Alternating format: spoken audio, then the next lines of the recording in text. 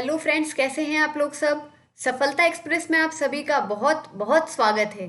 तो आज की क्लास में हम लोग क्या करने वाले हैं। आज की क्लास में हम लोग हिंदी पैडागोजी का पूरा रिवीजन करने वाले हैं। अगर अगर अभी तक आप लोगों ने हमारे चैनल को सब्सक्राइब नहीं किया है तो प्लीज़ एक बार फटाफट से चैनल को सब्सक्राइब कर दीजिए, अपने फ्रेंड्स के साथ शेयर कर दीजिए और क्लास पसंद आए तो लाइक करके ज़रूर जाइएगा। चलिए, बिना टाइम वेस्ट किए हम लोग जो है हमारी क्लास को स्टार्ट करते हैं, क्योंकि हमारे पास टाइम बहुत कम रह गया है और एग्जाम्स आ गए हैं। देखिए, ये जो है ये हमारे टॉपिक्स दे रखे हैं कि हमारे बेसिकली हिंदी पैडागोजी के अंदर टॉपिक क्या क्या हैं। ठीक है, चलिए शुरू करते हैं आज का हमारा पहला टॉपिक, भाषा अधिगम और भाषा अर्जन। सबसे पहले सवाल ये आता है कि भाषा क्या होती है। भाषा वह साधन है जिसके द्वारा हम अपने विचारों को व्यक्त करते हैं और इसके लिए हम वाचिक ध्वनियों का उपयोग करते हैं। मतलब क्या होता है, देखो ये जो है ये एक संस्कृत से लिया गया शब्द है, भाष। ये भाष एक संस्कृत का शब्द था, वहां से लिया गया था, जिसका मतलब क्या होता है भाष का, किसी भी चीज को सुनना, बोलना। ठीक है, इसके द्वारा हम क्या करते हैं, इसके द्वारा हम जो है हमारे विचारों को व्यक्त करते हैं, हमारे भावों को सामने वाले तक प्रस्तुत करते हैं। भाषा के मुख्य रूप से दो रूप होते हैं भाषा के, एक होता है कथित और एक होता है लिखित। कथित मतलब वही मौखिक हो गया और एक हो गया आपका लिखित, बोलना और लिखना। अगला है आपका भाषा अर्जन, जिसको इंग्लिश में क्या बोलते हैं, लैंग्वेज एक्विजिशन। कुछ कुछ मैं आपको इंग्लिश के टर्म्स साथ के साथ बताती जाऊंगी, ताकि आपको, अगर आपका सेकंड सब्जेक्ट इंग्लिश है तो भी आपको वहां पे भी हेल्प करेगी।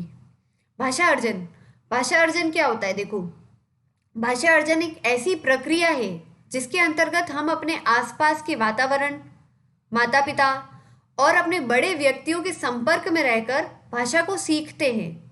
यह एक प्राकृतिक प्रक्रिया है, इसके लिए कोई औपचारिक साधन की आवश्यकता नहीं पड़ती। यह एक प्रकार से मातृभाषा या क्षेत्रीय भाषा हो सकती है। इस भाषा प्रथम भाषा के नाम से भी जानते हैं। देखो ये क्या होता है, ये वो भाषा होती है जो हम हमारे आस पड़ोस से, हमारे माता पिता से, हमारे समाज से जो हम सीखते हैं, उस भाषा को हम लोग भाषा अर्जन बोलते हैं, जो हमें एज इट इज मिलती है। इसके लिए हमें कोई अलग से एफर्ट्स करने की जरूरत नहीं पड़ती। ये अनौपचारिक तरीके से जो हम सीखते हैं, जैसे कि बच्चा स्कूल जाता है, विद्यालय जाने से पहले उसके पास अपनी एक भाषा होती है। अब मान लो जैसे कि वो बच्चे के घर परिवार में हिंदी भाषा सिखाई जाती है, या जो भी रीजनल लैंग्वेज होगी, वो जो जो भी उनकी मातृभाषा होगी वो बोली जाती है। हम मान लेते हिंदी, तो अब बच्चे के पास में एक हिंदी भाषा तो होगी, वो स्कूल विद्यालय जाने से पहले कुछ तो बोलता होगा। मम्मी को मम्मी बोलना तो सीखता होगा, माँ बोलना सीखता होगा, स्कूल में उसको पता होगा कि हाँ किस चीज़ को क्या बोलते हैं। इतना नहीं, लेकिन फिर भी उसके पास थोड़ी बहुत भाषा तो होगी, अपना नाम पता बताने योग्य तो होगा वो। ठीक है, अब इसको बोलते हैं भाषा अर्जन, जो हमारे आसपास के वातावरण, माता पिता, बड़े व्यक्तियों के संपर्क में रहकर जो हमें मिलती है, अनौपचारिक तरीके से जो हम सीखते हैं। ये इसे जो है हम लोग प्रथम भाषा के नाम से भी जानते हैं। ये हमारी मातृभाषा हो सकती है या फिर हमारी क्षेत्रीय भाषा हो सकती है। चॉम्स्की ने एक डेफिनेशन दी थी। चॉम्स्की ने क्या बोला था, इसकी क्या परिभाषा दी थी, भाषा अर्जन की क्षमता बालकों में जन्मजात होती है और वह भाषा की व्यवस्था को पहचानने की शक्ति के साथ पैदा होता है।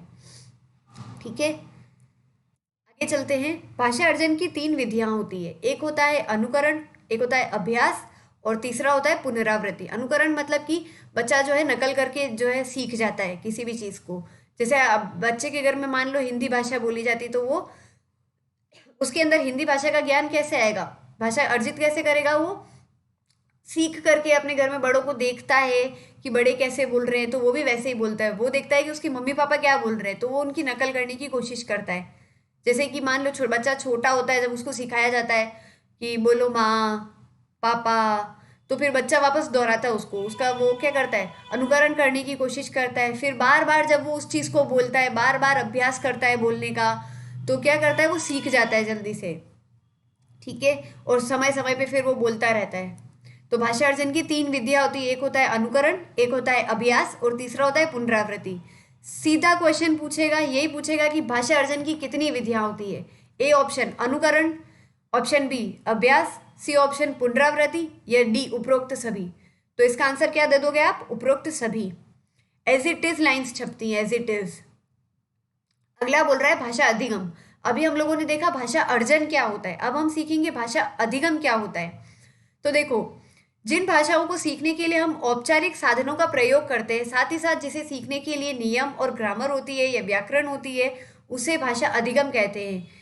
इसे भाषा द्वितीय के नाम से जानते हैं। इसके अंतर्गत क्षेत्रीय भाषा के अलावा अन्य भाषाएं आदि आती जाती है। इसमें अंग्रेजी भाषा भी शामिल है। जैसे कि देखो, ये एक औपचारिक तरीके से जो आप सीखते हो, इतने टाइम तो आपको पता नहीं था कि आपको भाषा पता है या आप सीख रहे हो। लेकिन भाषा अधिगम में क्या आपको पता रहता है कि हाँ, अब आप भाषा का ज्ञान ले रहे हो, आप भाषा सीख रहे हो। इसके लिए आपको नियम सिखाए जाते हैं, आपको व्याकरण सिखाई जाती है। इसके लिए आप क्या करते हो, आप विद्यालय जाते हो या आप किताबों का सहारा लेते हो, तो आपको इन सब की आवश्यकता पड़ती है। द्वितीय भाषा को शुद्धता और धारा प्रवाहिता समय के साथ आती है। द्वितीय भाषा को सीखने के लिए संप्रेषण परक माहौल, बोधगम्य सामग्री की महत्वपूर्ण भूमिका रहती है। जैसे कि भाषा शुद्धता के लिए क्या चाहिए आपको, ये आप ऐसा नहीं है कि आपने एक बार पढ़ लिया, आपने एक बार हिंदी व्याकरण पढ़ ली तो आपको आ गई, नहीं। इसके लिए कि आपको थोड़ा समय लगता है, समय के साथ साथ आपकी भाषा अच्छी होती जाती है। ठीक है, तो भाषा अधिगम हम लोग सीखते ही औपचारिक तरीके से ग्रहण की जाती है। आप या तो विद्यालय जाकर करोगे या किसी किताबों का सहारा लोगे। अब देखो, अलग अलग मनोवैज्ञानिकों ने अलग अलग भाषा अधिगम की परिभाषाएं दी है। ठीक है, अब सबकी जो मनोवैज्ञानिकों की जो है परिभाषा, वो अलग अलग है। जैसे पावलोव और स्किनर बोलते हैं कि भाषा की क्षमता का विकास कुछ शर्तों के अंतर्गत होता है, जिसमें अभ्यास, नकल, रटने जैसी प्रक्रियाएं शामिल होती हैं। चॉम्स्की ने बोला है, बालकों में भाषा सीखने की क्षमता जन्मजात होती है तथा भाषा मानव मस्तिष्क से पहले विद्यमान होती है। चॉम्स्की क्या बोलता है, बच्चा जब जन्म लेता है तभी उसके अंदर भाषा का ज्ञान हो जाता है। पियाजे क्या बोलता है, भाषा परिवेश के साथ अंतःक्रिया द्वारा विकसित होती है। अंतःक्रिया की बात पियाजे ने की थी, तो वो क्या बोलते हैं कि परिवेश के साथ साथ होती है। बच्चा अपने घर परिवार से उसका जैसा परिवेश होगा उसके अनुसार भाषा सीखेगा। वाइगोत्स्की बोलते हैं, भाषा अधिगम में बालक का सामाजिक परिवेश एक महत्वपूर्ण भूमिका निभाता है। बच्चे की भाषा समाज के संपर्क में आने तथा बातचीत करने के कारण होती है। चले आगे, ये कुछ मनोवैज्ञानिकों ने जो है परिभाषाएं दी थी। एज इट इज स्टेटमेंट आएगा और आपको पूछ लेगा, मान लो आपसे पूछ लिया कि बालकों में भाषा सीखने की क्षमता जन्मजात होती है तथा भाषा मानव मस्तिष्क में पहले से विद्यमान होती है, किसके द्वारा कहा गया है? ऑप्शन ए पियाजे, बी वाइगोत्स्की, सी पावलोव या डी चॉम्स्की। तो आप किस ऑप्शन की तरफ जाओगे? डी ऑप्शन की तरफ जाओगे। आगे चलते हैं, किन किन परिस्थितियों का प्रभाव पड़ता है हमारे भाषा अधिगम और अर्जन पे?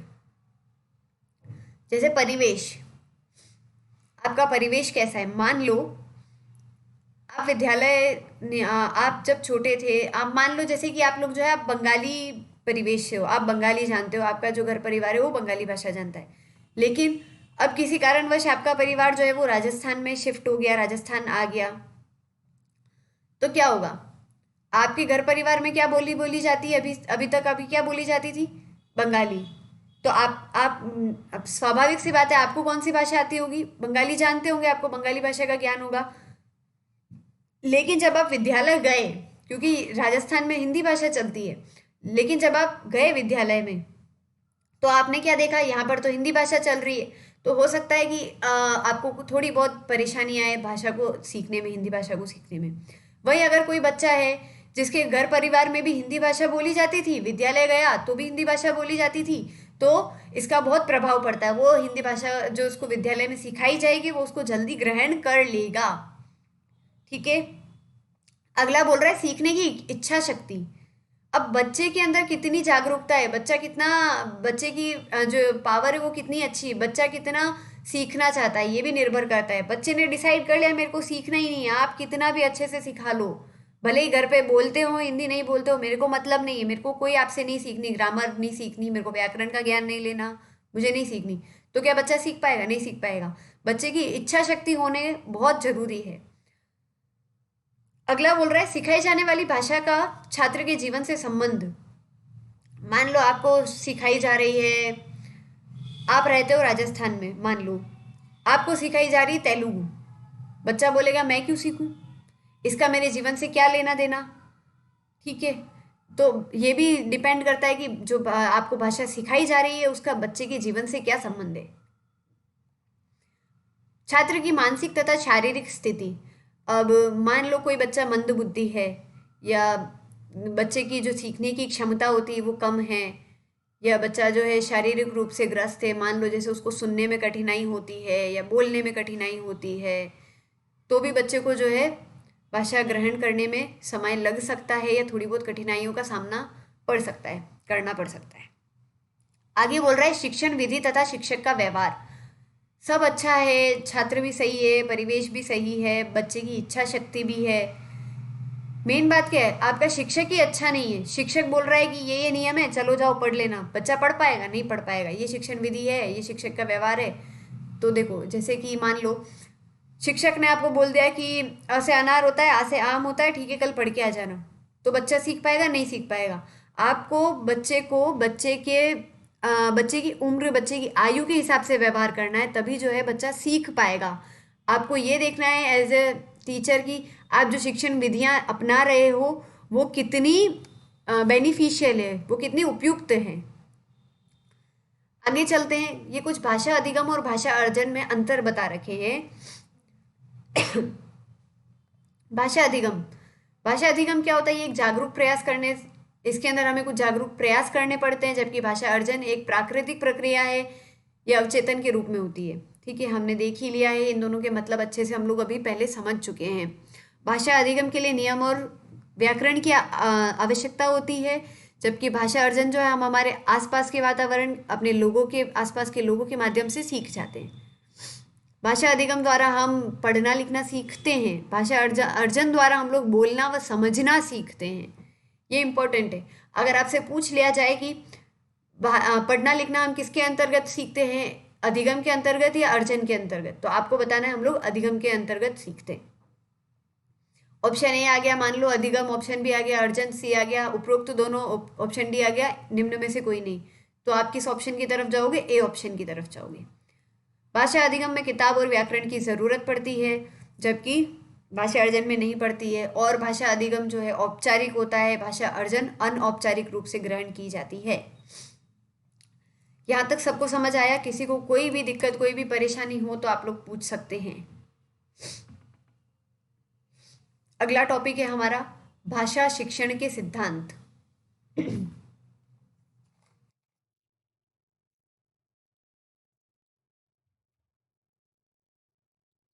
पहला दे रखा है आपका अभिप्रेरणा एवं रुचि का सिद्धांत। इसके अंदर क्या होता है? इस सिद्धांत के अनुसार आपकी जो पाठ्य सामग्री जो आप ले रहे हो, आपको ये देखना है कि वो रुचिपूर्ण है या नहीं है, उससे बच्चों के अंदर रुचि जागृत होगी या नहीं होगी। मान लो जैसे आपने आपकी जो पाठ्य सामग्री, आपने कोई किताब ली जिससे आप बच्चों को पढ़ाओगे, तो बच्चा छोटा है अभी, तो उसके अंदर कोई भी मान लो कोई चित्र नहीं हुआ, कोई कहानी नहीं हुई, तो क्या बच्चे के अंदर रुचि उत्पन्न होगी? बच्चा किताबें क्यों खोलता है? छोटा बच्चा, अगर आज हम लोग प्रैक्टिकली बात करें तो वो क्या देखता है? किताबों के अंदर चित्र ही तो देखता है। ये देखो मम्मी ऐसी फोटो है, मम्मी देखो मेरी बुक के अंदर ये फोटो है, मम्मी देखो साइकिल बनी हुई है। बच्चा करता है ना ऐसे, छोटा बच्चा। तो यही है कि आपकी जो पाठ्य सामग्री है वो रुचि उत्पन्न करना आवश्यक है। शिक्षण प्रणालियों का चुनाव बच्चों की रुचि एवं आवश्यकताओं के अनुरूप किया जाना चाहिए। आपको ये देखना है कि बच्चे की रुचि किसके अंदर है और बच्चे की आवश्यकता क्या है। दोनों बातों को आपको ध्यान में रखते हुए ही आपकी पाठ्य सामग्री का चयन करना है। फिर सेकंड बोलता है क्रियाशीलता का सिद्धांत, जिसको इंग्लिश में बोलते हैं थ्योरी ऑफ क्रिएटिविटी। बालक को करके सीखने में आनंद का अनुभव होता है। प्रमुख शिक्षा शास्त्री ने, जैसे फ्रॉबेल, डिवी, मोंटेसरी, इस सिद्धांत पर बल दिया था कि भाषा शिक्षण के समय छात्रों को सतत क्रियाशील रहना आवश्यक है। इससे छात्रों के अध्ययन में रुचि बढ़ती है, जैसे कि प्रश्न पूछना, मौखिक लिखित कार्य करना। अब देखो, आप क्या करोगे? क्रियाशीलता में बच्चों को आप क्रिएटिविटी दोगे, जैसे कि आपने बच्चों को दिखा दिया कुछ, मान लो जैसे पेड़ है, आपने बच्चों को पेड़ों के बारे में बताया कि हमें पेड़ नहीं तोड़ने चाहिए, पेड़ नष्ट हो जाते हैं। उनको भी आप छोटे बच्चों को जैसे पढ़ाते हैं वैसे पढ़ा दिया आप लोगों ने। अब अगर आप उनसे बोलोगे, फिर बच्चा भी पूछेगा हाँ मैम फिर पशु पक्षी कहाँ बैठेंगे? तो क्या है कि अगर पेड़ों को अगर हम लोग काट लिए, तो आपने बच्चों को जैसे पहले बता रखा था कि पशु जो है वो पेड़ों पर बैठते हैं, मान लो, आपने बच्चों को पहले ऐसे बताया। फिर अब आप बच्चों को पढ़ा रहे हो कि हमें पेड़ों को नहीं काटने चाहिए, तो फिर बच्चा क्या बोलेगा, हाँ मैम आपने बताया था कि है ना पहले जो है पशु पक्षी फिर कहाँ बैठेंगे अगर हम लोग पेड़ों को काट देंगे तो। ऐसे क्या है, बच्चों के अंदर क्रिएटिविटी को उत्पन्न करना।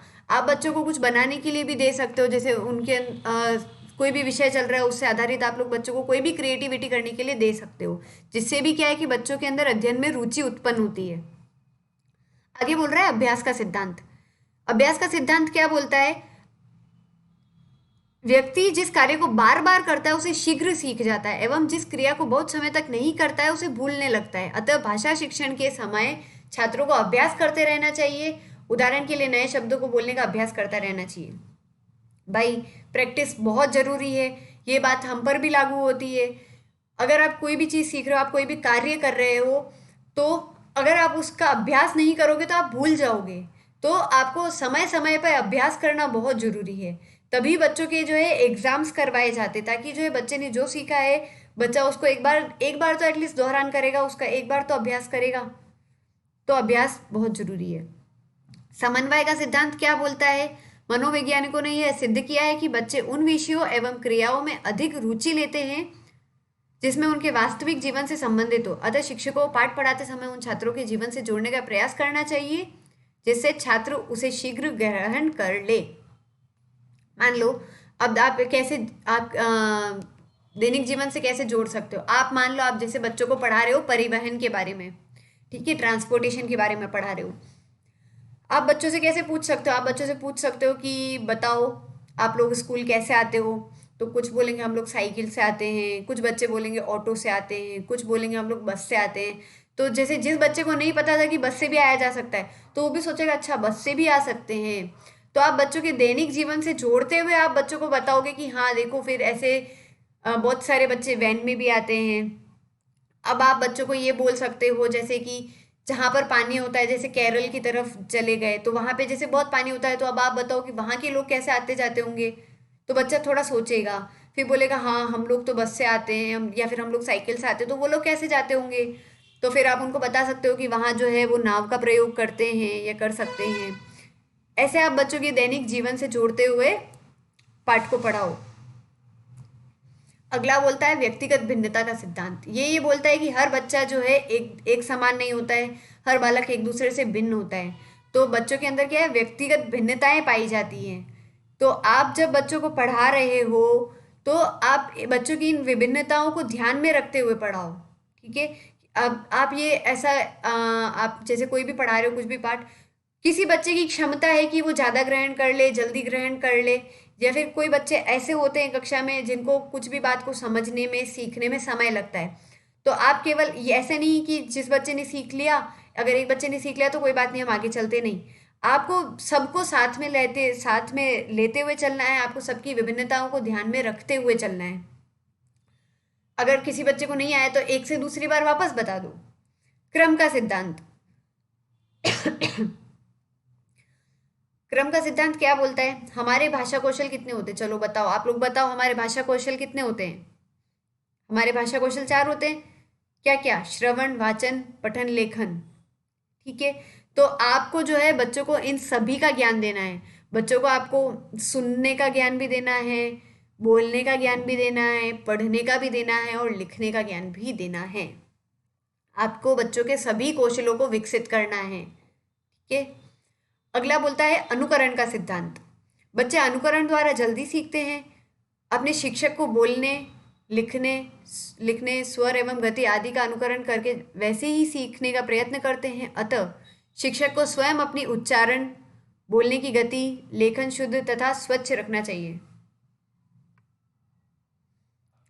देखो क्या होता है, बच्चा नकल करता है, जिसको हम लोग क्या बोलते हैं, थ्योरी ऑफ इमिटेशन इंग्लिश में। बच्चा नकल करता है, तो बच्चा नकल करके जल्दी सीखता है। तो मेन बात क्या है, शिक्षक को चाहिए कि शिक्षक अपना उच्चारण सही रखे, शिक्षक सही से लिखे, शिक्षक की गति सही हो पढ़ने की। जैसे जहाँ पर कॉमा है तो हमें पता है कि कॉमा के बाद रुकना है, तो अगर शिक्षक रुकेगा तो बच्चा भी उनको देख के सीखता है कि अच्छा हाँ टीचर ने यहाँ पे हल्का सा गैप दिया है तो हमको भी गैप देना है। जब विराम चिन्ह आ जाए, जैसे पूर्ण विराम आ गया तो पूर्ण विराम के बाद हम लोग रुकते हैं, तो बच्चा भी देखेगा अच्छा पूर्ण विराम के बाद पढ़ते समय रुकना होता है। ऐसे बच्चा देखेगा तो सीखेगा।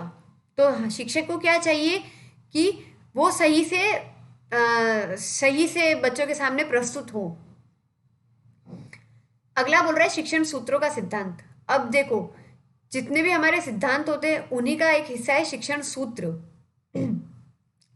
भाषा शिक्षण के कुछ सूत्र हैं। शिक्षक को भाषा शिक्षण के दौरान इन्हीं सूत्रों को ध्यान में रखते हुए शिक्षण कार्य करना चाहिए।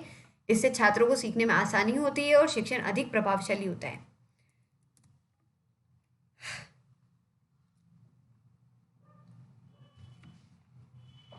देखो, शिक्षण सूत्र पहला दे रखा है सरल से कठिन की ओर। आप बच्चों को पहले सरल चीजें सिखाओ, सरल चीजें सिखाते हुए आप बच्चों को कठिन की ओर ले जाओ। जैसे मान लो ये पानी, बच्चे ने सीखा हुआ है पानी। पहले बच्चा छोटा था, मम बोलना सीखा, फिर धीरे धीरे वो पानी बोलना सीखता है। फिर आप बच्चे को पता है कि ये पानी होता है, तो उसके लिए सरल रहेगा इस बॉटल के अंदर जो है उसको पानी बोलना उसको सरल रहेगा। ठीक है। अब फिर आप उसको धीरे धीरे आप बताओगे उसको जल भी बोलते हैं। फिर आप बच्चों को समझाओगे पेयजल क्या होता है। तो ऐसे आप सरल सरल चीज़ों को लेते हुए कठिन की ओर बढ़ोगे। अगला बोलता है ज्ञात से अज्ञात। बच्चों को जो चीज़ें मालूम है, बच्चा जो चीज़ जानता है, आप उसको लेते हुए बच्चों को अज्ञात चीज़ों की तरफ ले जाओ जो बच्चा नहीं जानता है। ठीक है। जैसे हमने एग्जाम्पल दिया था अभी थोड़ी देर पहले परिवहन का। बच्चे ने क्या, बच्चे ने साइकिल देखी होती है। ठीक है। तो अब आप बच्चे से बोल सकते हो हाँ साइकिल। अगर आप साइकिल बोलोगे परिवहन में तो बच्चा समझ जाएगा हाँ साइकिल, क्योंकि उसने चलाई होती देखी होती है। आप गाड़ी बोलोगे बच्चा गाड़ी समझ जाएगा। फिर आप धीरे धीरे बच्चों को, मान लो जैसे कुछ बच्चे ट्रेन के बारे में नहीं जानते होंगे, तो धीरे धीरे आप उनको ट्रेन के बारे में बताओगे तो बच्चा उस चीज़ को जल्दी सीखेगा। क्यों? क्योंकि उसको थोड़ा बहुत पता है परिवहन के बारे में, तो वो जानता है। आप पहले वो चीज़ बताओ, फिर आप अज्ञात चीज़ों की तरफ चलो। मूर्त से अमूर्त, ये क्या बोलता है? बच्चों के सामने प्रत्यक्ष रूप से जो चीज़ें होती हैं आप वो बताओ पहले, फिर अप्रत्यक्ष रूप से बच्चे ने जो नहीं जानता है आप उनको उस तरफ ले जाओ। ऐसे विशिष्ट से सामान्य की ओर किसी एक विशिष्ट चीज़ के बारे में आप बच्चों को ज्ञान दोगे, फिर उसके बाद सामान्य की तरफ बढ़ोगे। स्थूल से सूक्ष्म में भी वही होता है। अब आगमन निगमन, ये बहुत जरूरी है। देखो, आगमन निगमन क्या होता है? आगमन के अंदर आप बच्चों को पहले किसी भी चीज़ कुछ भी पढ़ा रहे हो तो आप बच्चों को पहले उदाहरण दोगे कि ऐसे होता है, फिर उसके बाद में आप लोग उसका नियम बताओगे। मान लो जैसे आपने बच्चों को एग्जाम्पल दिया,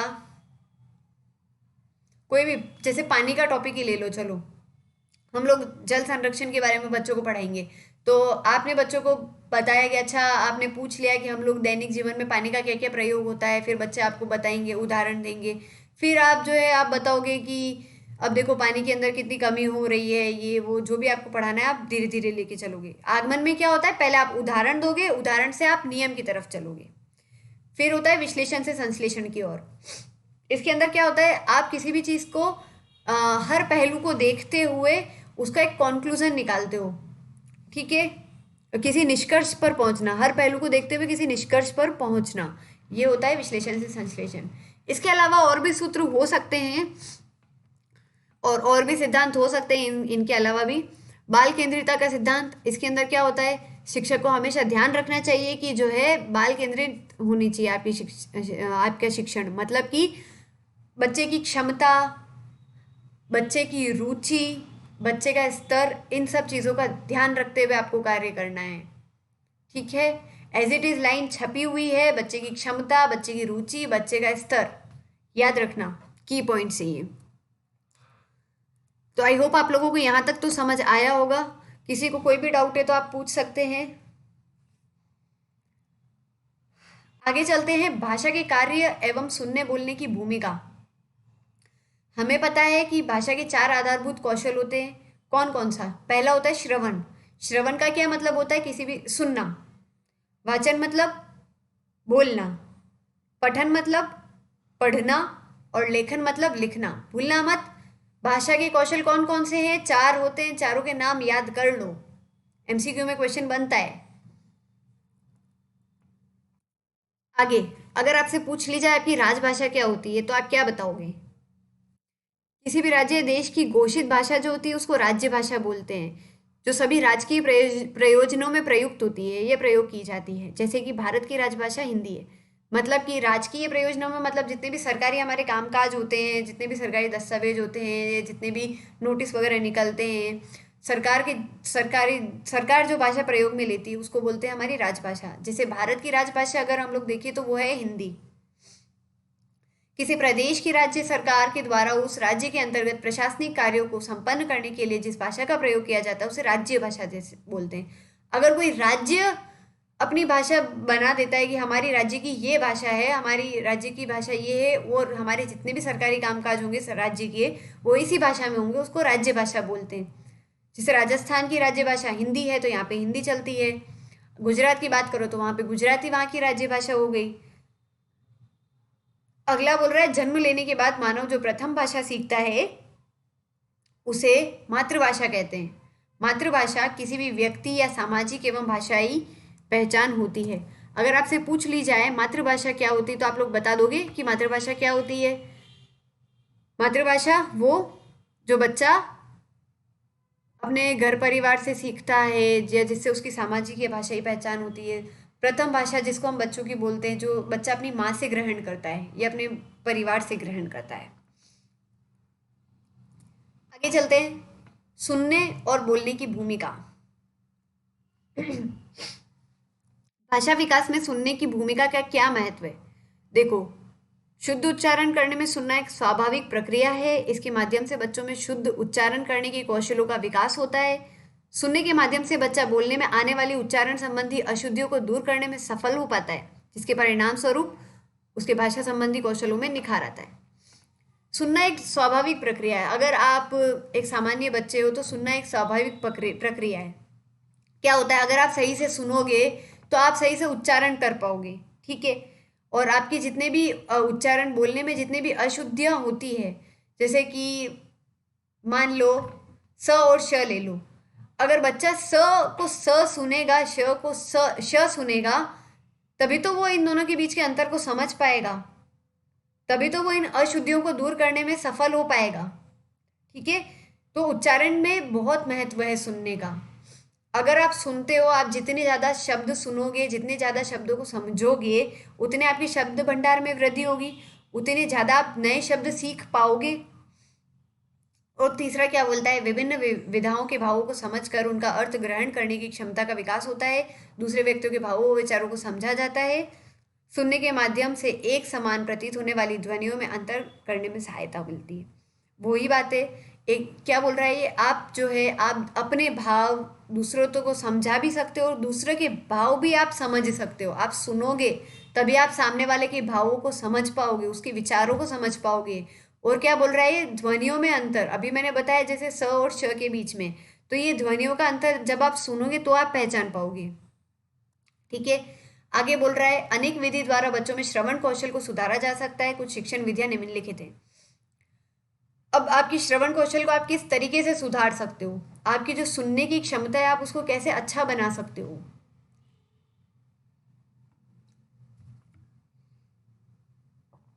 पहला दे रखा है कक्षा कक्षण में। अब देखो इसके अंतर्गत क्या क्या बातें बोली गई। शिक्षक द्वारा आदेश निर्देश, जैसे कि आदेश निर्देश का यहाँ पे क्या मतलब है, यहाँ पे ये मतलब है जैसे कि आपने बोल दिया बच्चों को, चलो बच्चों आज हम पाठ चालू कर रहे हैं, आप सभी को ध्यान से सुनना है।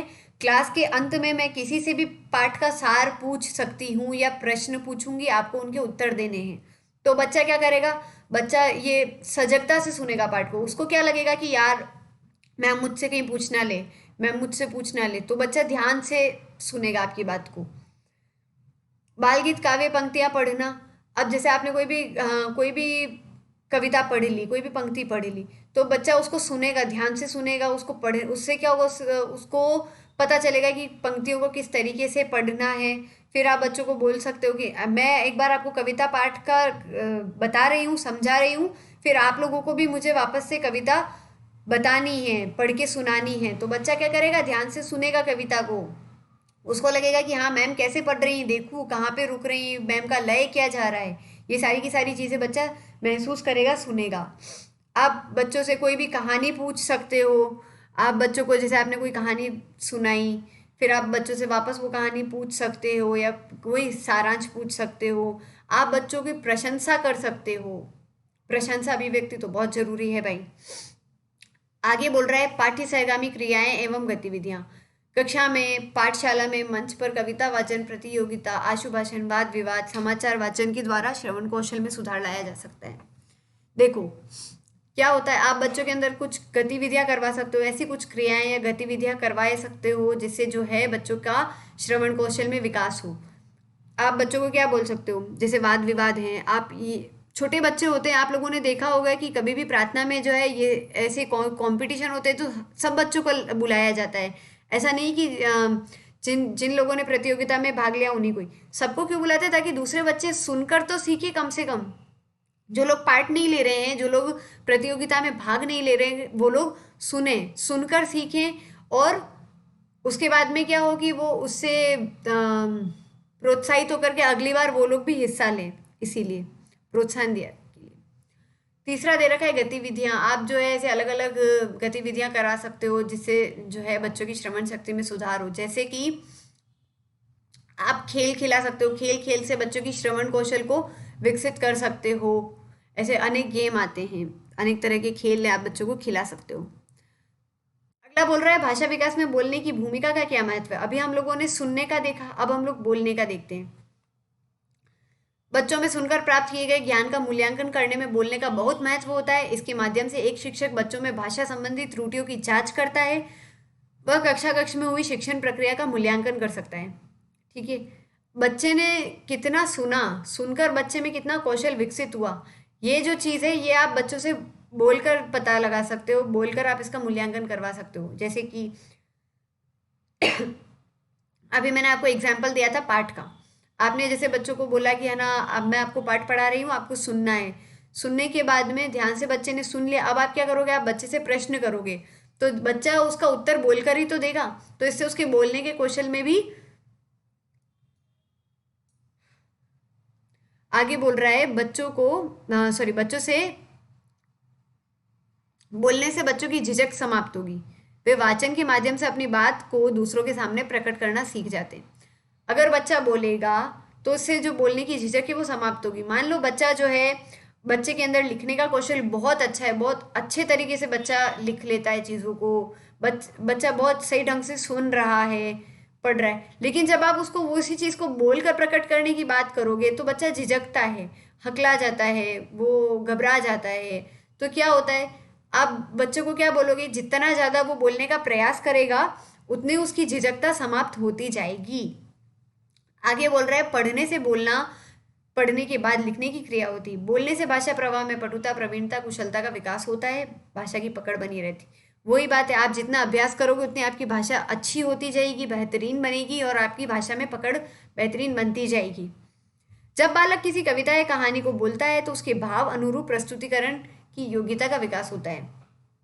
ठीक है, अगर आप बच्चों को बोल रहे हो कि आपको ये कविता है, ये कहानी है, आप सुनाओ, या आप बच्चा पढ़ रहा है, तो क्या है, बच्चा उनके भावों को भी ग्रहण करता है। बच्चों को पता चलता है कि अच्छा, जैसे कोई कविता है तो बच्चा सीखेगा कि अच्छा कविता को ऐसे पढ़ते हैं, कि एक लय होता है कविता का, कहानी को ऐसे पढ़ते हैं, इनको अलग अलग, इनका प्रस्तुतिकरण अलग अलग होता है। तो इन सब चीज़ों का विकास होता है बच्चे के अंदर। मौखिक कौशल जो है क्या क्या प्रभावी होते हैं, देखो क्या क्या चीज़ें हैं जो मौखिक कौशल को प्रभावी बनाती हैं। जैसे शुद्ध उच्चारण।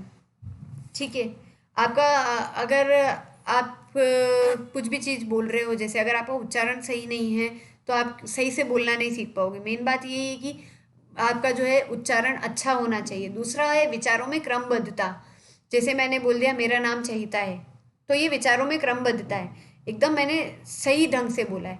अगर मैं ऐसे बोल दूँ चहिता है नाम मेरा, तो क्या ये सही बात है? नहीं, ये गलत हो जाएगा, विचारों में क्रमबद्धता नहीं आएगी, ना आपको समझ आएगा मैं क्या बोल रही हूँ। ठीक है, और तीसरा बोल रहा है कि उचित अनुपात और गति। जब भी आप बोलो तो आपको पता रहना चाहिए कि आपकी गति क्या है, आपकी जो स्पीड है वो सही है कि नहीं है। ऐसे ABCDFG तो समझ में नहीं आएगा क्या बोल रहे हो। ठीक है, तो गति आपकी इतनी एटलीस्ट होनी चाहिए कि सामने वाले को आपकी बात समझ में आ जाए। अब श्रवण या मौखिक कौशल के अंदर क्या क्या दोष हो सकते हैं, किन किन वजह से जो है बच्चा नहीं सीख पाता है या थोड़ा पिछड़ जाता है।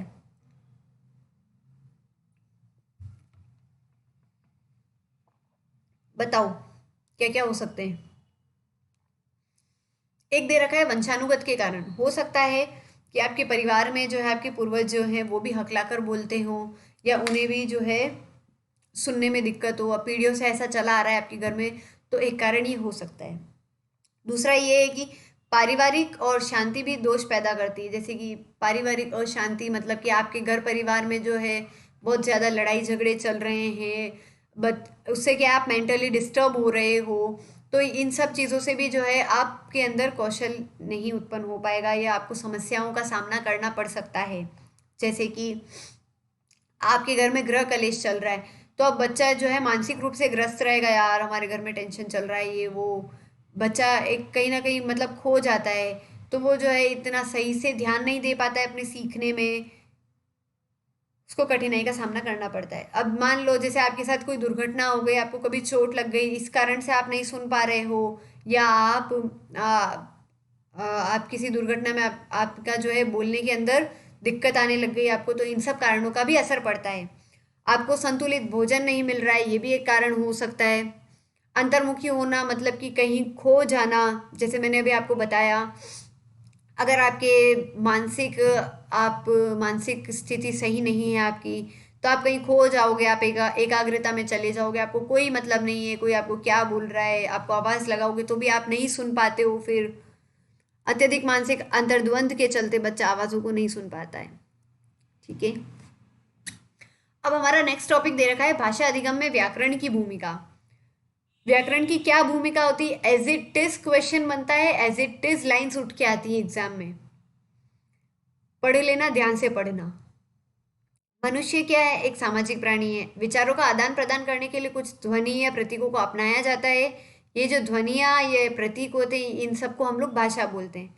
ठीक है, यहाँ तक तो हमें पता है। भाई व्याकरण क्या होती है, तो व्याकरण क्या होती है, व्याकरण हमें बताती है कि हमारी भाषा कैसी होनी चाहिए, हमें भाषा को कैसे प्रस्तुत करना है, इन सब चीज़ों को बताई जाती हैं। पहला दे रखा है, देखो भाषा का व्याकरण ही भाषा का मूल रूप है। सीधा सवाल आएगा, भाषा का मूल रूप क्या है, ABCD 4 ऑप्शन दे दिए, जिसपे व्याकरण लिखा हो टिक कर देना। ठीक है, यहाँ तक किसी को कोई डाउट है तो पूछ लो। आगे बोल रहा है व्याकरण के बिना भाषा का अस्तित्व समाप्त हो जाएगा। सही बात है भाई, अगर व्याकरण नहीं होगी तो भाषा का कोई अस्तित्व नहीं रहेगा। जैसे कि अगर आप लोगों ने देखा होगा, हमारी जितनी भी क्षेत्रीय भाषा होती है उनके अंदर कोई व्याकरण नहीं होती है, कुछ भी अपन अपने हिसाब से बोल देते हैं, जो भी अपनी रीजनल लैंग्वेज होती है, तो उसका कोई अस्तित्व रहता है नहीं रहता है। जिसकी जो इच्छा होती है वो अपने हिसाब से बोल देता है, बस सामने वाला समझ जाता है।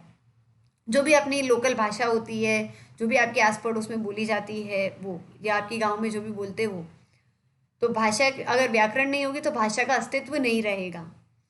मान लो जैसे व्याकरण ही नहीं है, तो अब आपको कैसे लिंग के बीच में आप भेद कैसे कर पाओगे कि स्त्रीलिंग क्या होता है, पुल्लिंग क्या होता है, ये सारी की सारी चीज़ें हमें व्याकरण से ही तो पता चलती हैं। आगे बोल रहा है भाषा में सदैव परिवर्तन होता रहता है। तो देखो परिवर्तन तो संसार का नियम है, होगा वो तो, लेकिन नियंत्रण भी उतना ही आवश्यक है। इसीलिए व्याकरण जो है नियंत्रण रखता है कि भाई परिवर्तन कितना हो। ऐसा नहीं है कि आज आपने ये चीज़ बदल दी, कल वो बदल दी, परसों वो बदल दी। इतना इतना ज़्यादा फ्लक्चुएशन नहीं होता है, इतना जल्दी चेंज नहीं होता है, इतना जल्दी परिवर्तन नहीं होता है। परिवर्तन होगा धीरे धीरे होगा, कि नियंत्रण के साथ होगा। व्याकरण से विभिन्न ध्वनियाँ या विभिन्न शब्द रूपों का ज्ञान होता है। भाई सही बात है, विभिन्न ध्वनियाँ जैसे कि मैंने आपको बताया श और स, ये अब इन ध्वनियों में बच्चों को अगर आपको बताना है ये अलग अलग ध्वनियाँ हैं, तो आप व्याकरण का ही तो सहारा लोगे। अब जैसे ज्ञ और य, इनमें भी बच्चों को दिक्कत आती है, तो व्याकरण की सहायता से आपको जो है सिखाया जाता है कि अलग अलग होती हैं, ये आपको ज्ञान दिया जाता है इन सब चीज़ों का। जैसे षटकोण वाला श हो गया, शलजम वाला श हो गया, ये भी अलग अलग होते हैं। तो आपको बच्चों को ये सारी की सारी चीज़ें व्याकरण के थ्रू या व्याकरण के द्वारा ही बताओगे। व्याकरण से भाषा में शुद्धता आती है, सही बात है। व्याकरण के बिना भाषा शिक्षण एक कठिन कार्य है, बिल्कुल। अगर व्याकरण नहीं होगी तो आप भाषा शिक्षण कैसे दोगे, आपके लिए बहुत कठिनाई उत्पन्न हो जाएगी। बच्चों को भाषा सीखने के लिए व्याकरण की आवश्यकता होती है, सही बात है। भाषा अगर सीखनी है तो आपको व्याकरण का ज्ञान होना आवश्यक है। अगर आप औपचारिक तरीके से भाषा सीख रहे हो तो आपको व्याकरण का ज्ञान दिया जाता है। प्राथमिक स्तर पर बच्चों को व्याकरण नहीं पढ़ाई जाती, लेकिन जो है बच्चे अनौपचारिक तरीके से फिर भी कहीं ना कहीं ग्रहण कर रहे होते हैं। लेकिन अगर आप उच्च माध्यमिक स्तर पे या उच्च प्राथमिक स्तर पे हो तो आपको व्याकरण का ज्ञान देना स्टार्ट कर दिया जाता है, चालू कर दिया जाता है, प्रारंभ कर दिया जाता है। आ गई अब हमारी कुछ शिक्षण विधियां। अब हमारी कुछ शिक्षण विधियां होती है, उनको देख लेते हैं एक बारी।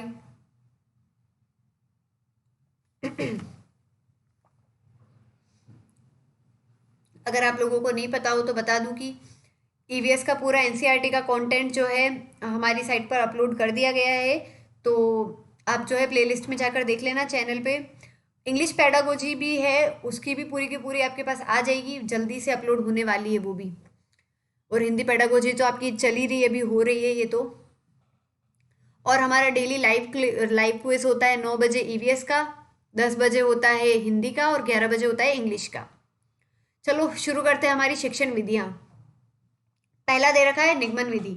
निगमन विधि में क्या होता है, इसके अंदर पहले आप बच्चों को क्या बताओगे, आप पहले बच्चों को नियम बताओगे, नियम बताने के बाद में आप बच्चों को जो है उदाहरण दोगे। आगमन विधि में क्या होता है, आगमन विधि में बच्चों को पहले कुछ उदाहरण दिए जाते हैं, उदाहरण देने के बाद में आप बच्चों को नियम बताते हो कि देखो ऐसे नहीं ऐसे होता है ये। ठीक है, आगमन निगमन में कंफ्यूज मत होना, निगमन में पहले नियम दिए जाएंगे। देखो निगमन में नहीं आ रहा है और नियम में भी पहले नहीं आ रहा है, तो आप ऐसे याद कर लो, नी नी, निगमन में नियम पहले होगा, फिर बाद में उदाहरण देंगे। आगमन अ से चालू हो रहा है और उदाहरण उ आ, थोड़ा बहुत एडजस्ट कर लेना, तो आगमन उदाहरण, तो आगमन विधि में पहले उदाहरण दिए जाएंगे फिर नियम बताए जाएंगे। ठीक है। आगे बोलता है प्रयोग विधि। प्रयोग विधि में क्या होता है, इसके अंदर बच्चों को क्या बोलता है कि आप पहले प्रयोग करो, उसके बाद में आप निष्कर्ष निकालो। जैसे आप लोगों ने देखा होगा, जैसे विज्ञान का विषय है तो इसके अंदर बच्चों को प्रैक्टिकल कराए जाते हैं। क्यों कराए जाते हैं, बच्चा क्या करता है, प्रैक्टिकल खुद करके देखता है, चीज़ों को खुद करेगा, फिर देखता है कि अच्छा हाँ ऐसे हो रहा है या वैसे हो रहा है, जो भी है उसके हिसाब से बच्चा निष्कर्ष निकालता है, कोई कॉन्क्लूजन निकालता है। भाषा संसर्ग विधि, इसके अंदर क्या होता है, इस विधि में बच्चों को विद्वान लेखकों की कृतियाँ तथा पुस्तकें पढ़ाई जाती हैं ताकि बच्चों भाषा के सही रूप को जान सकें। जितने भी विद्वान लेखक हैं, जितनी भी अच्छी कृतियाँ हैं, जितने भी अच्छे पुस्तक हैं, उन सबको पढ़ाया जाता है बच्चों को, ताकि क्या है कि बच्चों को पता चले कि सही रूप क्या होता है भाषा का। प्रत्यक्ष विधि में क्या होता है, बच्चों को प्रत्यक्ष अनुभव प्रदान किए जाते हैं, मतलब कि बच्चों के सामने कोई विद्वान है, कोई लेखक है या वो लोग जिनको भाषा का ज्ञान होता है, बच्चों को अवसर प्रदान किए जाते हैं कि वो उनसे बातचीत करें और अनुकरण करके सीख लें, या उनसे जो भी उनका दृष्टिकोण, व्यवहारिक दृष्टिकोण है, ये बच्चा अगर देखेगा, उनसे बातचीत करेगा तो कुछ तो सीखेगा। तो बच्चों को अवसर प्रदान किए जाते हैं इसमें। खेल विधि में क्या होता है, खेल विधि में बच्चों को खेल खेल के माध्यम से सिखाया जाता है। जैसे छोटा बच्चा है तो छोटे बच्चे को आपने दे दिया, मान लो एक बॉल दे दी और पूछ लिया बताओ ये क्या होता है, अगर एक बॉल दिख जाए आपको तो इसको बोलते हैं एक वचन। जैसे बच्चों को दो बॉल दे दी, बोल दिया ये द्विवचन है, चार बॉल दे दी, बोल दिया ये बहुवचन होती है। ऐसे खेल विधि के माध्यम से आप बच्चों को सिखाओगे। इसके अलावा और भी आपकी विधियां हो सकती है, जैसे किंडरगार्टन हो गई।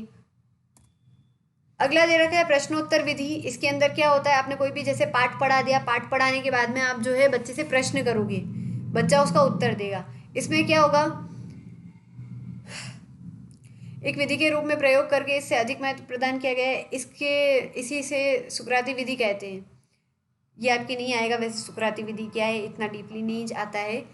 इसमें प्रश्नकर्ता से प्रश्न किए जाते हैं और उसके उत्तरों के आधार पर उसी प्रश्न करते करते अपेक्षित उत्तर निकलवा लिया जाता है। आप बच्चों से प्रश्न करोगे, आप बच्चों से मान लो जैसे कहीं पे आपने कोई भी यात्रा का टॉपिक, मान लो यात्रा पढ़ा रहे हो आप बच्चों को, आप बच्चों से पूछोगे अच्छा आप लोग कहीं गए हो, कहाँ कहाँ घूमने गए हो, अच्छा आपकी आपकी जीवन यात्रा कैसी रही। ऐसे कर करके आप जो है बच्चों से उत्तर निकलवाओगे। काउलर के अनुसार क्या बोला गया है कि शिक्षण मुख्य रूप से प्रश्नों द्वारा होना चाहिए, ऐसा काउलर ने कहा है। ये कुछ शिक्षण विधियां हैं और उनके प्रतिपादक है कि शिक्षण विधियां किसने कौन कौन सी दी हैं। तो आप एक बार इनको देख लीजिएगा तो आपको थोड़ा बहुत आइडिया लग जाएगा। जैसे मोंटेसरी विधि जो है मारिया मोंटेसरी ने दी है, किंडरगार्टन फ्रोबेल ने दी है। खेल विधि की बात करें तो ये हेनरी कोल्डवेल कुक ने दी है। डॉल्टन विधि हेलेन पार्कहर्स्ट ने दी है। खोज विधि आर्मस्ट्रॉन्ग। प्रश्नोत्तर विधि सुकरात। प्रोजेक्ट विधि विलियम हेनरी किलपैट्रिक ने दी है। वैज्ञानिक विधि कुडवर्स टेक्स ने दी है। समस्या समाधान विधि सुकरात। सूक्ष्म शिक्षण विधि रॉबर्ट। मूल्यांकन विधि J.M. राइस। समस्या समाधान विधि सुकरात, 2 बार रिपीट हो गया शायद। इकाई उपागम H.C. मॉरिसन। विनेटिका विधि कॉर्लन बाशबर्न। ड्रेकॉली शिक्षण विधि ड्रेकॉली। ब्रेल पद्धति लुइस ब्रेल ने दी है। प्रक्रिया विधि कमेनियस। बेसिक शिक्षा पद्धति महात्मा गांधी। समाजमिति विधि एल मोरेनो। आगमन विधि अरस्तु। निगमन विधि ये याद रख लेना, आगमन विधि अरस्तु, निगमन विधि प्लेटो। हर्बर्ट विधि हर्बर्ट ने दी है प्रश्नावली। वुडवर्थ ने दी है। संवाद विधि प्लेटो ने दी है। और भी नीचे हैं आप लोग देख लीजिएगा। लुइस ब्रेल का भी याद रख लीजिएगा, ब्रेल पद्धति उन्होंने दी है। मोंटेसरी किंडरगार्टन खेल विधि भी याद रख लेना इसमें से। प्रश्नोत्तर और प्रोजेक्ट विधि भी याद रख लेना, ठीक है। और जो बाकी आपको याद रहे वो सब आप याद रख सकते हो। बाकी जो मेन मेन है उनके नाम मैंने बता दिया आपको। अगला चलते हैं, भाषा विविधता वाले कक्षा कक्ष की क्या क्या समस्याएं आती है। विविधता मतलब क्या होता है?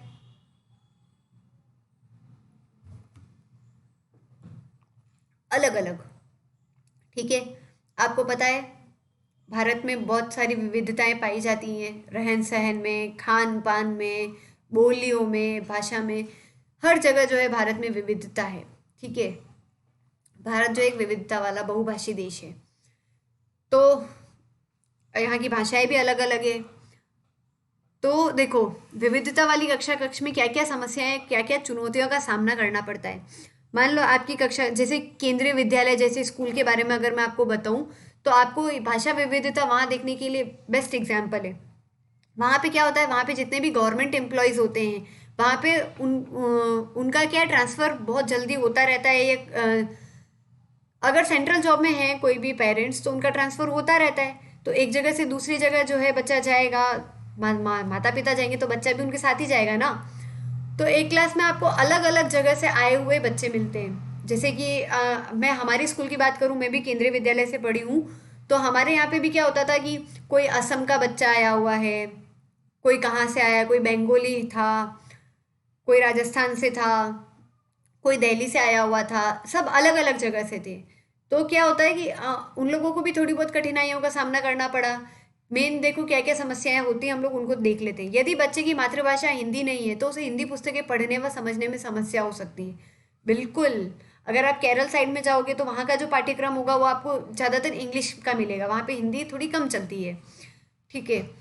तो बच्चों को पुस्तकें पढ़ने और समझने में बहुत कठिनाई होती है। बिल्कुल, हमारी भी क्लास में ऐसे बहुत सारे बच्चे थे। हमारे यहाँ सामाजिक विज्ञान को क्या होता था, हिंदी में पढ़ाते थे हमारे यहाँ की केवी में। लेकिन दूसरी केवी, जैसे कि क्षेत्र के हिसाब से पढ़ाई जाती है भाषाएं, तो दूसरी केवी में इंग्लिश में पढ़ाई जाती थी। जो बच्चे ट्रांसफ़र होके आते उनको दिक्कत होती थी, उनको सेल्फ पढ़ना पड़ता था फिर। तो ऐसे ही जिनकी मातृभाषा हिंदी नहीं है, या आपकी वहाँ पे जो भी भाषा चलती, मान लो आपको गुजराती पढ़ा रहे हैं या मराठी आपकी वहाँ पे चलती, मराठी में आपकी पुस्तकें हैं, तो अगर कोई बच्चा हिंदी का है, हिंदी भाषी है, वो अगर वहाँ जाएगा और वो मराठी किताबें देखेगा तो उसको समस्याओं को सामना तो करना पड़ेगा। सभी बच्चों के भावों को समझने शिक्षक के लिए कठिन हो सकता है। अब शिक्षक नहीं समझ पाएगा कि बच्चे के भाव क्या हैं, क्योंकि एक क्लास में इतने बच्चे होते हैं, तो हो सकता है उसको थोड़ी बहुत कठिनाई हो। अगर शिक्षक सक्षम है समझने में तो इतनी चुनौतियों का सामना नहीं करना पड़ेगा। मेन बात क्या है कि शिक्षक इस योग्य बने कि वो जो है बच्चों की अभिव्यक्ति को समझ पाए, बच्चे की क्या इच्छा है, बच्चा किस तरीके से सीख सकता है, ये सब शिक्षक को पता होना चाहिए कि किस विधि को अपनाएगा शिक्षक तो जो है बच्चा जल्दी सीखेगा। और अगर बच्चे एक दूसरे से बात करते हैं, अब जैसे एक क्लास में अलग अलग जगह से आए हुए बच्चे हैं, तो वो एक दूसरे से बात करने में झिझकते हैं, क्योंकि उनकी भाषाएं अलग अलग होती हैं। अगर हम लोग समस्या की बात करें तो मेन तीन बेसिस पे जो है समस्याएं देखने को मिलेगी। शिक्षक के आधार पर शिक्षण की समस्याएं और कुछ विद्यार्थियों की होती है। शिक्षक के आधार पर क्या क्या समस्याएं हो सकती है? मान लो जैसे शिक्षक सक्षम नहीं है पढ़ाने में, या शिक्षक को उतना ज्ञान नहीं है कि वो बच्चों को पढ़ा पाए। दूसरा, शिक्षक खुद मानसिक स्थितियों से ग्रस्त है कि वो मानसिक अगर वो ग्रस्त है तो वो बच्चों को नहीं पढ़ा पाएगा। और क्या हो सकता है, और क्या क्या शिक्षक को समस्याएं हो सकती है? शिक्षक की भाषा, मान लो शिक्षक जैसे स्कूल में पढ़ाता है वहाँ पर मराठी पढ़ाई जाती, मान लो, ठीक है, लेकिन शिक्षक की भाषा तो हिंदी है। फिर शिक्षक को तो भी समस्या होगी पढ़ाने में। जब वो शिक्षक खुद सक्षम नहीं है तो वो कैसे पढ़ाएगा बच्चों को? अब चलो मान लो शिक्षक तो सक्षम है, सब सही है, लेकिन शिक्षण ही हमारा सही नहीं है, हमारी पाठ्य पुस्तक जो है वो सही नहीं है, वो बच्चों के अनुकूल नहीं है, या मूल्यांकन जो होता है वो बच्चों के अनुकूल नहीं होता है, कहीं ना कहीं जो है करिकुलम में प्रॉब्लम आ रही है। या मान लो जितने भी हमारे शिक्षण सामग्री जैसे कि श्यामपट्ट हो गया, चौक हो गया, डस्टर हो गया, प्रोजेक्टर हो गया, ये सब उपलब्ध नहीं हो पा रहे हैं। बच्चों के बैठने की उचित व्यवस्था नहीं है, लाइट पंखे नहीं है। और क्या हो सकता है, एक कक्षा में मान लो 70 या 80 बच्चों को बिठा रहे हो एक टीचर पे, तो क्या ये उचित है? नहीं। अब आज की अगर हम बात करें तो आज इतना कर दिया कि 30-32 बच्चे जो है एक कक्षा में बैठेंगे। फिर भी 30-35 बच्चों में शिक्षक किन किन बच्चों पे इतना ध्यान दे देगा? और क्योंकि टाइम मिलता है 30 से 40 मिनट का। विद्यार्थियों की क्या क्या समस्या होती है? विद्यार्थियों की समस्या हो सकती है कि बच्चा खुद मानसिक मानसिक स्थितियों से ग्रस्त है, बच्चा स्वस्थ नहीं है, या फिर बच्चे का पालन पोषण सही से नहीं हो रहा है, जो उसको न्यूट्रिशन है वो सही से नहीं मिल रहा है। बच्चे का परिवेश कैसा है ये भी डिपेंड करता है। और क्या हो सकता है बताओ भाई? और क्या हो सकता है? वही मंदबुद्धि मानसिक स्थितियों में आ गया, तो ये सब जो है समस्याओं का ये सब समस्याएं जो आती हैं। थोड़ा सा और आगे चलते हैं। भाषाई विविधता वाली कक्षा में शिक्षण में आने वाली समस्याओं का समाधान। समस्याएं हैं तो जहां समस्याएं होगी वहां पर समाधान भी होगा। देखते हैं चलो इन्होंने क्या क्या हमें समाधान सिखाए हैं। पहला है, बहुभाषिकता वाली कक्षा में शिक्षण के दौरान अध्यापक को सदैव विद्यार्थियों के आसपास में बोलने के अवसर प्रदान करने चाहिए। आप क्या है, आप बच्चों को बोलो कि आप आपस में बात करो, आप बच्चों को ऐसे अवसर प्रदान करो। ऐसे आप लोगों ने देखा होगा स्कूल्स में एक जीरो पीरियड भी आता है। जीरो पीरियड में क्या होता है, बच्चे एक दूसरे से इंटरेक्ट करते हैं, आपस में बातचीत करते हैं। जैसे कि बीच में अपना ब्रेक होता है, लंच ब्रेक, तब बच्चे आपस में बातचीत करे, या आप कोई ग्रुप डिस्कशन दे दो बच्चों को करने के लिए, तो इससे क्या होगा बच्चों को अवसर मिलेंगे कि वो एक दूसरे से बातचीत करें। कोई आपने ग्रुप एक्टिविटी दे दिया, कोई भी समूह में आपने कोई प्रोजेक्ट दे दिया, ठीक है। बच्चों को प्राथमिक स्तर की विद्यालय शिक्षा उनकी मातृभाषा में दी जाए, जिससे शिक्षण अधिगम प्रक्रिया सरल एवं छात्रों के लिए सहज हो। आपकी मातृभाषा जो है आपको अ, आपकी जो प्राथमिक स्तर की जो शिक्षा होती है वो उनको उनकी मातृभाषा में दी जाए। मान लो जैसे राजस्थान में हिंदी चलती है, बच्चे की मातृभाषा यहाँ पे हिंदी होती है, हिंदी, मारवाड़ी, मेवाड़ी, जो भी हमारे इधर चलती है वो। तो बच्चा जब स्कूल में जाएगा तो बच्चे को सेम अपनी मातृभाषा वाली भाषा ही देखने को मिलेगी। तो बच्चे के लिए क्या है कि चीज़ों को ग्रहण करने में, सीखने में सरलता होगी कि हाँ ये भाषा मैं जानता हूँ या मैं जानती हूँ, तो मुझे कठिनाई नहीं है। आप बच्चे को बोलोगे ऐसे अनार होता है, बच्चे को पता है हाँ ऐसे अनार होता है। अगर इंग्लिश में अगर उसका परिवेश होगा, इंग्लिश में अगर उसने सीखा होगा, तो ए फॉर एप्पल उसने सीखा होगा, तो हो सकता है कि वो ये सोचने लग जाएगा कि यार उससे अनार क्या होता है। तो थोड़ी सी अगर हम लोग बच्चों को उनकी मातृभाषा में शिक्षा दें तो ज़्यादा उचित होगा। गैर हिंदी भाषी राज्यों में बच्चे हिंदी सीखते हैं, हिंदी प्रदेशों के मामले में बच्चे वह भाषा सीखे जो उनके क्षेत्र में नहीं बोली जाती है। ठीक है, ये तो जब बच्चा थोड़ा बड़ा हो जाता है तब की बात है कि जैसे आपकी जैसे गुजराती है, ठीक है, आपके वहाँ पे मातृभाषा गुजराती, स्कूल में गए आपको गुजराती सिखाई जाती है।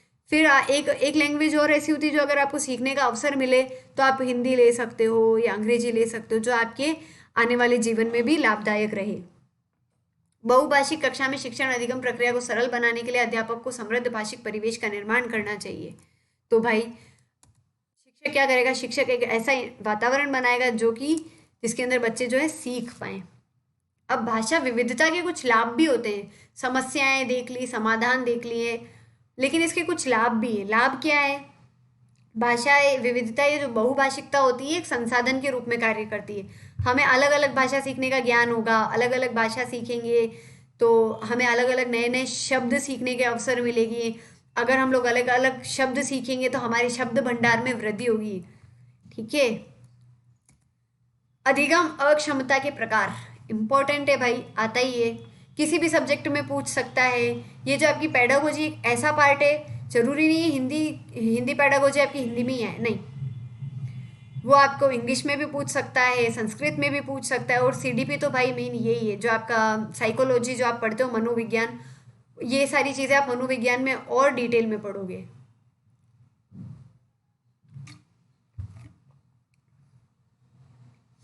अगला दे रखा है अक्षमता, या फिर इसको हम लोग क्या बोलते हैं, शिक्षण संबंधी विकार। डिसलेक्सिया, डिसलेक्सिया में क्या होता है, बच्चे को जो है पढ़ने में दिक्कत आती है, पढ़ने में कठिनाई आती है, बच्चा शब्दों को समझ नहीं पाता है कि है ना, इसको श पढ़ूँ या स पढ़ूँ। अगला दे रखा है डिस्ग्राफिया। डिस्ग्राफिया में क्या होता है, ये लेखन संबंधी विकार होता है, बच्चे को लिखने में कठिनाई होती है। बच्चा जो है उल्टे शब्द लिख रहा है, उल्टा लिख रहा है, लाइन में नहीं लिख रहा है, बाहर निकाल के लिख रहा है, या जो सीक्वेंस होता है वो उल्टा पुल्टा लिख रहा है, तो ये डिस्ग्राफिया है। डिस्कैलकुलिया क्या होता है, गणितीय कौशल संबंधी विकार। इसके अंदर बच्चों को नियम नहीं पता होते, या गणित के सूत्र समझने में कठिनाई होती है, बच्चा टू को उल्टा टू बना रहा है, या गिनती को ऐसे लिख रहा है 1 5 3 8 7, तो बच्चों को जो है सूत्र नहीं पता वो किस तरीके से लगाने हैं, तो ये गणितीय कौशल संबंधी विकार हो गया। डिस्फेक्सिया में वाक क्षमता संबंधी विकार होता है, इसमें आपको बोलने में कठिनाई आती है, आप हकलाकर बोल रहे हो, आप अटक अटक कर बोल रहे हो, आप आप घबरा जाते हो बोलते बोलते, ऐसे होता है ना, बहुत सारे बच्चे घबरा जाते हैं। डिस्प्रेक्सिया में लेखन एवं चित्रण संबंधी विकार, इसमें क्या होता है, इसमें जो है आपको शारीरिक कुछ कष्ट होता है, या जैसे आप लिख रहे हो कुछ तो आपके ऐसे ऐसे हाथ धूजते हैं, आपको शारीरिक इसमें विकार होता है, इस वजह से आप सही से नहीं लिख पा रहे हो। डिसऑर्थोग्राफिया, ये वर्तनी संबंधित विकार होता है बोलने से। अब देखो मेन छः तो यही थे, अब इसके अलावा जैसे आप लोग और देख सकते हो, जैसे कि ऑडिटरी प्रोसेसिंग डिसऑर्डर, ये आपके सुनने से संबंधित विकार है, आपको सुनने में कठिनाई होती है। विजुअल परसेप्शनल डिसऑर्डर, ये देखने में हो सकता है आपका आईसाइट्स वीक हो, इसीलिए आप नहीं पढ़ पाते हो सकता है किसी दुर्घटना में आपको आपकी रोशनी कम हो गई हो, आंखों की देखने की क्षमता कम हो गई हो। सेंसरी इंटीग्रेशन और प्रोसेसिंग डिसऑर्डर, इसमें इंद्रियों का समन्वय क्षमता संबंधी विकार है। और ऑर्गेनाइजेशनल लर्निंग डिसऑर्डर क्या होता है, किसी भी संगठनात्मक पठन संबंधी विकार होता है। तो मेन आपके शुरू के 6 ही हैं, ज़्यादातर क्वेश्चन उन्हीं में से बनते हैं, आप उन लोगों को ध्यान से देख लीजिएगा एक बारी। अब अगला आपका भाषा कौशल, जैसे कि मैंने आपको बताया था हमारे 4 भाषा कौशल होते हैं, सुनना, बोलना, पढ़ना और लिखना, जिसको इंग्लिश में क्या बोलते हो, LSRW, आप लोगों ने सीखा होगा। तो अब क्या है कि भाषा शिक्षण को हम लोगों ने 2 भागों में बांटा है, एक होता है प्रधान कौशल, एक होता है गौण कौशल। प्रधान कौशल क्या होता है, सुनना और बोलना, जबकि गौण कौशल क्या होता है, पढ़ना और लिखना। ठीक है। श्रवण कौशल पे आ जाते हैं हम लोग। भाषा कौशल में श्रवण कौशल प्रमुख है। श्रवण कौशल मेन होता है भाषा शिक्षण के संदर्भ में। श्रवण का अर्थ है सुनकर भाव अधिगम या भाव ग्रहण करना। आप किसी भी चीज़ को सुनकर उसके अर्थ को समझ रहे हो, आप उनके भाव को ग्रहण कर रहे हो। श्रवण में किसी कथन को ध्यानपूर्वक सुनने, सुनी हुई बातों पर चिंतन मनन करने अथवा मंतव्य स्थिर करने और तदनुसार आचरण या व्यवहार करने जैसी जटिल प्रक्रियाएं सम्मिलित हैं। श्रवण कौशल में क्या होता है, आपने जो सुना है आप उस पर चिंतन मनन करोगे, आप सोचोगे अच्छा हाँ ये ऐसे होता है, हाँ वो ऐसा बोल रहे हैं, अच्छा ऐसा ये ऐसे होता है, आप इन सब चीज़ों पे विचार करोगे। ये एक मानसिक प्रक्रिया होती है। ठीक है। श्रवण मतलब सुनना, सुन के आपके दिमाग में वो चीज़ जाएगी, तो ये एक मानसिक प्रक्रिया होती है। बच्चों में श्रवण योग्यताएं का विकास करने में परस्पर बातचीत सर्वाधिक सहायक है। अब बच्चों में श्रवण कौशल विकसित हो रहा है या नहीं हो रहा है, ये कैसे पता चलेगा, जब आप बच्चों से बातचीत करोगे। मुख्यतः 3 स्थितियों में सार्थक श्रवण अवसर मिलते हैं, कक्षा के क्षण। अब बच्चों को सुनने के अवसर कहाँ कहाँ मिलेंगे, कक्षा शिक्षण के समय जब शिक्षक कुछ पढ़ा रहा हो तब, सहशैक्षिक क्रियाओं में जो हमारी को करिकुलम एक्टिविटीज़ होती हैं, या फिर पाठ्योत्तर क्रियाकलापों के समय। मौखिक अभिव्यक्ति कौशल क्या होता है? बोलना,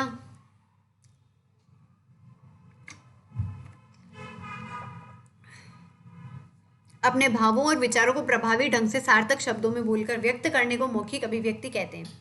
ठीक है, जो भी आपके विचार या जो भी आपके भाव उत्पन्न हो रहे हैं, आपके दिमाग में आ रहे हैं या जो आप बोलना चाहते हो, तो आप जब उस चीज़ को बोलकर जब व्यक्त करते हो, जब बताते हो सामने वाले को, तो उसको मौखिक अभिव्यक्ति बोलते हैं।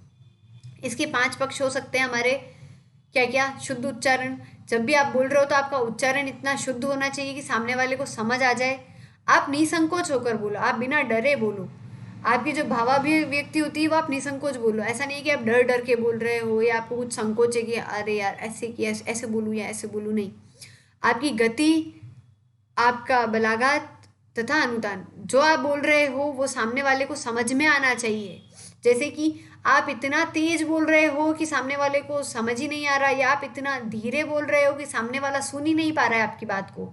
आपकी जो वॉल्यूम है वो इतनी कम है। उचित हाव भाव, आप बोल रहे हो दाहिने तरफ और आप हाथ दिखा रहे हो ऐसे, तो आपके जो हाव भाव होने चाहिए वो आपकी बोली के हिसाब से होने चाहिए। अगर आपने दाहिने तरफ बोला है तो आप ऐसे करो ना, तो बच्चा सीखेगा दाहिने तरफ। अच्छा, हाँ, सामने वाला समझेगा अच्छा इधर जाने के लिए बोल रहा है दाहिने तरफ। लेकिन आप बोल दाहिने तरफ रहे हो, इशारा बाएं तरफ की कर रहे हो, तो समझ पाएगा क्या सामने वाला? नहीं समझ पाएगा। बोलेगा क्या करना चाह रहा है, बोल अलग रहा है, कर अलग रहा है, क्या चल रहा है दिमाग में, वो ये बोलेगा आपको। विचारों में क्रमबद्धता होनी चाहिए। इसका एग्जाम्पल मैंने आपको पहले भी दिया था। जैसे मान लो, मैंने आपको इसका जो पहले एग्जाम्पल दिया वही बताती हूँ। मेरा नाम चहिता आचार्य है, मैंने ये बोला, ठीक है। विचारों में क्रमबद्धता है, आपको सीधा समझ में आ गया, हाँ। लेकिन अगर मैं बोलूँ चहिता नाम है मेरा, नहीं क्या, तो क्या है, क्या बोल रहे हो, कुछ समझ में आया क्या? नहीं आया। अब जैसे बहुत सारे बच्चे होते हैं, वो कुछ भी चीज़ को बोलते हैं तो लास्ट में नहीं लगाते हैं। मुझे खाना खाना है नहीं, क्या खाना खाना है कि नहीं खाना है? अब पहले तो इंसान यही सोचेगा ना कि भैया उसको भूख लगी है। तो आपके विचारों में क्रमबद्धता होनी चाहिए। यहाँ तक किसी को कोई भी डाउट है तो एक बार आप लोग पूछ लीजिए। अगला चलते हैं हम लोग आगे।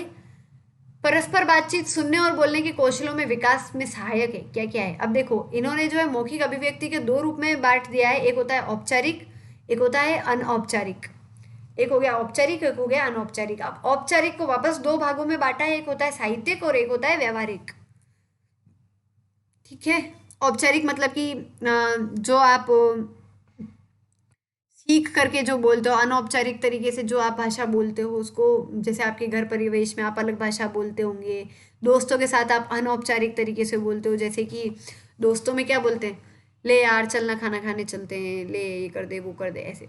क्या आप अपने टीचर से ऐसे बोल सकते हो? नहीं। क्या आप अपने प्रिंसिपल से ऐसे बोल सकते हो? नहीं। वहाँ आपको औपचारिक तरीके से भाषा बोलनी होगी। तो आई होप आप लोगों को यहाँ तक समझ आया होगा। अगला दे रखा है पठन कौशल। अब हमने सुनना देख लिया, बोलना देख लिया, अब हम लोग पढ़ने के बारे में देखते हैं। हम जितना अधिक पढ़ते हैं उतना ही अधिक समझने की शक्ति बढ़ती है। सही बात है। आप जितनी पढ़ोगे उसको आप उतना ज़्यादा उस चीज़ को समझ पाओगे, आपकी अंडरस्टैंडिंग पावर उतनी ज़्यादा बढ़ेगी। यह कौशल के रूप में प्रारंभ होता है और योग्यता के रूप में इसकी परिणति होती है। पठन कौशल भी है और योग्यता भी है। तो ये क्या है, ये एक तरीके से आपकी योग्यता भी है कि हाँ आप सीख रहे हो। पठन लिपि में प्रतीकों को पहचानना, उच्चारण कुशलता, अधिग्रहण एवं आशय समाज की योग्यता का समावेश है। ठीक है, छोड़ो, ये काम का नहीं है। इसके अंदर क्या होता है, इसके अंदर आप चिन्हों को पहचान रहे हो, आप कोई प्रतीक बना हुआ है आप उसको पहचान रहे हो। जैसे कि स है तो स ऐसे बना हुआ है, जब आप पढ़ोगे तो आप उसको पहचानोगे कि हाँ ये ऐसा जो चिन्ह दिखता है ये स कहलाता है। ठीक है। समाज में आपकी योग्यता का भी समावेश होता है इससे। पाठ में पठन के स्तर होते हैं। अब देखो, जब आप पठन कर रहे हो, जब भी आप कोई पाठ पढ़ रहे हो, तो क्या होता है, इसके भी अलग अलग स्टेज होती है, अलग अलग स्तर होते हैं। पहले क्या होता है, पाठ की पंक्तियों का वाचन करना। आप पहले आपने जैसे कोई भी पाठ पढ़ा, उसकी पंक्ति पढ़ ली, फिर आप उस पंक्ति को गहराई से पढ़ सकते हो कि अच्छा है, आप उसकी गहराई में जाओगे। फिर जो है आप उसके किसी एक निश्चित आशय को पकड़ोगे, आप उसके अंदर कोई एक ऐसा की पॉइंट होगा आप उसको पकड़ोगे कि अच्छा इस पंक्ति में मेन बात ये बोली गई है। बच्चों को पठन कुशलता का विकास करने में विभिन्न, जैसे इसका एक एग्जाम्पल देना चाहूँ तो एग्जाम्पल ये दे सकते हो कि आजकल आपने बच्चों को जल संरक्षण के बारे में पढ़ा दिया, फिर आपने बता दिया कि हमारे यहाँ पे पीने लायक पानी कम है, हमें पानी को संरक्षण करना चाहिए, हमें पानी का दुरुपयोग नहीं करना चाहिए, ये वो जो भी पढ़ाना पढ़ा दिया। फिर जब बच्चा इसकी गहराई में जाएगा उसके बाद क्या निकालोगे आप, उसका एक आशय निकालोगे, अच्छा ये हमें जल संरक्षण के बारे में बता रहा है। ठीक है। बच्चों को पठन कुशलता का विकास करने में विभिन्न संदर्भों से जुड़ी सामग्री सर्वाधिक महत्वपूर्ण है। जब भी आप पठन कौशल के अंदर आप देखते हो सामग्री क्या है ले रहा है बच्चा, जैसे कि बच्चे ने जो जो पाठ का चयन किया है वो सही है या नहीं है, वो कितना महत्वपूर्ण है उसके लिए, ये सब चीज़ों को देखना। संदर्भ अनुसार अर्थ ग्रहण करना पठन कौशल में ज़्यादा महत्वपूर्ण है, वो ये कि आपको अर्थ पता होना चाहिए। अब सस्वर पठन क्या होता है, ये कुछ टर्म्स दे रहा कि सस्वर पठन क्या होता है, आप खुद से ही पढ़ रहे हो, थोड़ा थोड़ा थोड़ा थोड़ा धीरे धीरे करके खुद से पाठ को पढ़ना। इसमें शब्दों का उच्चारण, वाक्यों या शब्द समूहों में विभाजन, अनुतान, विराम चिन्ह, प्रवाह आदि महत्वपूर्ण है। यह मौखिक अभिव्यक्ति के निकट है। मौन पठन आप लोगों को पता होगा, मन में पढ़ना या फिर एकाग्रता के साथ किसी चीज़ को पढ़ना। ठीक है। आगे पठन कौशल में असमर्थताएं क्या क्या आ सकती हैं, हमें क्या किन वजह से जो है हम लोग पठन कौशल ग्रहण नहीं कर पाते हैं या हमें समस्याओं का सामना करना पड़ता है। दृष्टि संबंधी मेन बात क्या है कि आपके जो दृष्टि, आपकी जो आई साइट से वो कमज़ोर हैं, तो आपको सही से नहीं दिख रहा, आपको सही से नहीं दिख रहा है, इस वजह से आप नहीं पढ़ पा रहे हो। श्रवण और वाक, जो लोग ऊंचा सुनते हैं या जिन लोगों को शब्दों की ठीक से पहचान नहीं है, वो लोगों को भी जो है पढ़ने में दिक्कत आएगी। अब आप लोगों ने देखा ही नहीं है कि सॉरी, आप लोगों ने सुना ही नहीं है कि ये जो है इसे हम लोग स पढ़ते हैं। तो जब आप लोगों ने सुना ही नहीं है स कभी, तो आप लोग उसका उच्चारण नहीं कर पाओगे, सही से पहचान नहीं पाओगे, आपको शब्द की पहचान करने में कठिनाई का सामना करना पड़ेगा। मानसिक रूप से भी, जैसे कि मान लो कि आपको थोड़ा समय लगता है शब्दों को पहचानने में, किसी भी चीज़ को सीखने में, आप जो है जल्दी से भूल जाते हो शब्दों को, चिन्हों को, आप मात्रा लगाना भूल जाते हो, आप जो है अशुद्ध उच्चारण के साथ पढ़ रहे हो, कक्षा में इधर उधर देखते हो जब आपको पढ़ाया जा रहा है, तो जो है तभी भी आपके पठन कौशल में आपको असमर्थताएं आएंगी। अंतिम देख रहे हैं हम लोग लेखन कौशल। लेखन कौशल क्या है, ये ब्राह्मी लिपि से इसका हिंदी में जन्म हुआ है। लिखना एक तरह की बातचीत है, लिखना भी एक तरह का क्या कन्वर्सेशन होता है। अगर हम लोग किसी चीज़ को लिख रहे हैं तो आप लोगों ने देखा होगा लिख कर भी जो है संवाद किया जा सकता है। देवनागरी लिपि के लेखन के लिए 4 रेखाओं वाली अभ्यास पुस्तिका का प्रयोग किया जा सकता है। जब अगर आपको देवनागरी लिपि लिखनी है तो जो 4 लाइनों वाली जो आपकी हिंदी की कॉपी आती है, आप उसकी अभ्यास पुस्तिका ले सकते हो। लेखन कला का विकास अभ्यास से होता है, हम लोगों को मालूम ही है। आप जितना अभ्यास करोगे उतना आपके अंदर लेखन की कुशलताएं आएंगी।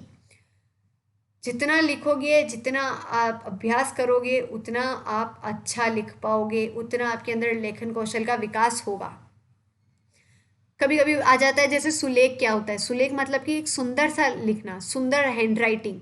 अनुलेख मतलब क्या होता है, ज्यों का त्यों देख करके उतारना, कॉपी करना। ठीक है। जैसे आपने श्याम पट में या पुस्तक की जो सामग्री होती है उसको एज इट इज जब आप उतार रहे हो, जैसे आपने बच्चों को लिख लिया कि पृष्ठ संख्या 106 पर जो पैराग्राफ लिखा हुआ है, आपको उसको ऐसा का ऐसा अपनी कॉपी में उतारना है, तो वो अनुलेख हो गया। और श्रुति लेख क्या होता है, जब आप सुनकर लेख लिखते हो, जब आपको कुछ दिखाया नहीं गया है, आपको अपने हिसाब से लिखना है, तो उसको हम लोग श्रुति लेख बोलते हैं। अब हमारा अगला टॉपिक है भाषा बोध में प्रवीणता का मूल्यांकन। वही सुनना, बोलना, पढ़ना, लिखना, ये हमारे भाषा बोध है। अब इनके अंदर मूल्यांकन आप किस तरह से करोगे? मूल्यांकन ये एक सतत चलने वाली प्रक्रिया है, मतलब ये एक लगातार चलने वाली प्रक्रिया है। मूल्यांकन वह प्रक्रिया है जिसके आधार पर हम छात्र के ज्ञान का आकलन करते हैं। मूल्यांकन से पता चलता है कि बच्चे ने कितना ज्ञान ग्रहण किया है, कितना नहीं किया है, बच्चे की क्या क्या कमियां हैं, बच्चा कहाँ पे त्रुटियां कर रहा है, इन सब चीज़ों का आकलन किया जाता है मूल्यांकन में। ठीक है। बच्चे की रुचि, बच्चे की प्रतिभा, इन सब का आकलन किया जाएगा। अब मूल्यांकन के उद्देश्य क्या क्या होते हैं? बताओ भाई, मूल्यांकन के उद्देश्य क्या क्या होते हैं?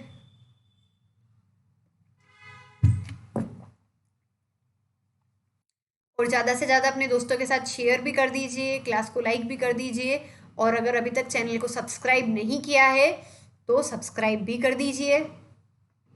देखो, मूल्यांकन का उद्देश्य पहला क्या होता है? ज्ञान की जांच एवं विकास की जानकारी। आप मूल्यांकन करते हो, उससे क्या पता चलता है कि बच्चे ने कितना ज्ञान ग्रहण किया है। पता चलता है कि बच्चा कहाँ गलती कर रहा है, बच्चे को कितना समझ में आया है, ये पता चलता है हमें। अधिगम की प्रेरणा। अब अगर मूल्यांकन होगा तो बच्चा प्रेरित होगा कि हाँ, मुझे और सीखना है, मैंने यहाँ गलती करी तो मेरे को अगली बार इस गलती को सुधारना है। व्यक्तिगत भिन्नताओं की जानकारी। अब इससे ये पता चलता है कि अलग अलग व्यक्ति में जो है अलग अलग क्षमता होती है सीखने की। अब क्लास के अंदर कोई बच्चा होता है जो 90% वाला होता है, कोई बच्चा 70% वाला होता है, कोई बच्चा कमज़ोर होता है जिसके 40% ही बने, तो इसके अंदर व्यक्तिगत भिन्नताएं भी होती हैं। जरूरी नहीं कि सब बच्चों का मूल्यांकन एक जैसा हो। एक जैसा पढ़ाने के बावजूद बच्चों का मूल्यांकन अलग अलग हो सकता है। इसमें निदानात्मक प्रक्रिया होती है, निदान किया जाता है, बच्चों की त्रुटियों का पता लगाया जाता है, बच्चे कहाँ गलती कर रहे हैं ये देखा जाता है। शिक्षण का प्रभावशीलता का ज्ञान होता है, जो शिक्षण है आपका वो सही तरीके से हो रहा है या नहीं हो रहा है, इसका भी पता लगाया जाता है। जैसे कि क्लास के अंदर अगर सारी बच्चे फेल हो रहे हैं, सारे बच्चे फेल हो रहे हैं, सब बच्चों के अगर कम नंबर है, तो कहीं ना कहीं हमारा शिक्षण सही नहीं है।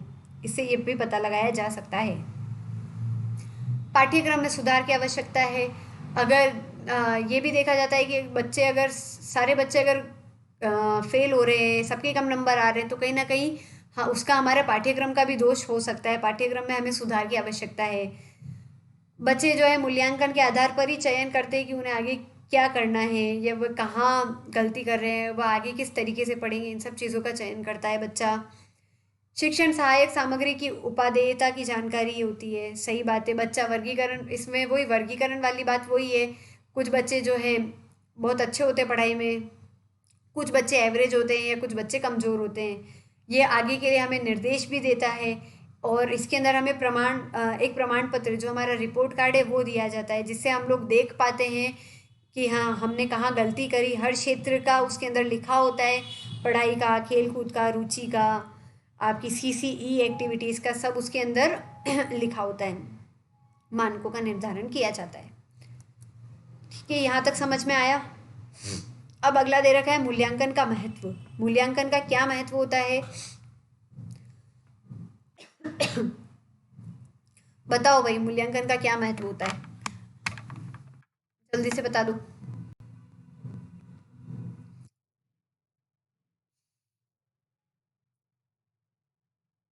मूल्यांकन अर्थात मूल्य का आकलन करना। मूल्यांकन का क्या मतलब होता है? मूल्य, वैल्यू, किसी भी चीज़ की वैल्यू पता करना। मूल्यांकन मूल्य निर्धारण की एक प्रक्रिया है। शिक्षा प्रक्रिया से संबंधित विभिन्न व्यक्तियों, विशेषकर छात्रों, अभिभावकों, अध्यापकों, प्रशासकों तथा समाज के लिए मूल्यांकन अत्यंत महत्व है। हर जगह हर चीज़ के लिए मूल्यांकन बहुत ज़रूरी है। छात्र हैं तो छात्रों को पता चलता है कि हाँ, हमने कितना देखा। अभिभावक ये देखते हैं कि मूल्यांकन से कि हमारा बच्चा स्कूल में कितना सीख रहा है। अध्यापक ये देखता है कि हमने बच्चों को कितना सिखाया है, बच्चे कहाँ गलती कर रहे हैं। हमारा समाज भी देखता है कि अच्छा, ये बच्चा इतना सीख रहा है, इस आधार पर इसको जो है नौकरी मिलनी चाहिए। ठीक है। मूल्यांकन के द्वारा ही छात्रों को अपनी शैक्षिक प्रगति का ज्ञान होता है। इससे उनमें प्रेरणा, आत्मसंतोष, आत्मविश्वास, आगे बढ़ने की हिम्मत उत्पन्न होती है, तथा साथ ही साथ अपने कमियों की जानकारी भी मिल जाती है, जो उन्हें भविष्य में अथक परिश्रम करने की प्रेरणा देती है। अब इससे क्या है? इससे बच्चों को अपनी शैक्षिक प्रगति का पता चलता है कि बच्चे कहाँ स्टैंड कर रहे हैं, बच्चों ने कितना सीखा। वो खुद सेल्फ एनालिसिस करेंगे, खुद को खुद देखेंगे कि उनकी कहाँ कमियां आ रही हैं, और फिर उन्हीं से वो प्रेरित होकर आगे के लिए उनका आत्मविश्वास बढ़ता है कि उन्हें आगे और प्रोत्साहन मिलता है कि उन्हें और आगे अच्छा करना है। अभी अच्छा किया, आगे और जाके और अच्छा करना है। मूल्यांकन का अध्यापकों के लिए बहुत महत्व है। इसके द्वारा वे अपनी शिक्षण की सही जानकारी प्राप्त करके उसमें सुधार करते हैं। अध्यापक क्या है कि अब जैसे अध्यापक भी देखता है कि कहाँ कमी रह गई उनके शिक्षण में, वो भी एनालिसिस करते हैं और फिर उनमें आगे जाके सुधार करते हैं। मूल्यांकन के द्वारा अध्यापक गण पाठ्यक्रम, शिक्षण विधि, पाठ्य योजना, शिक्षण सामग्री आदि की प्रभावशीलता जानते हैं और समय समय पर आवश्यकता के अनुरूप संशोधन करते हैं। अब जितने भी टीचर होते हैं हमारे, वो मूल्यांकन के आधार पर ही शिक्षण सामग्री का चुनाव करेंगे कि उन्हें किस तरीके से बच्चों को और पढ़ाना है, और समय समय पर वो लोग इसमें बदलाव करते रहते हैं। मूल्यांकन की सहायता से अध्यापक बच्चों की रुचियों, योग्यताओं, क्षमताओं, व्यक्तित्व, सामर्थ्य, कमियों आदि को पहचान कर उन्हें उचित मार्गदर्शन करते हैं।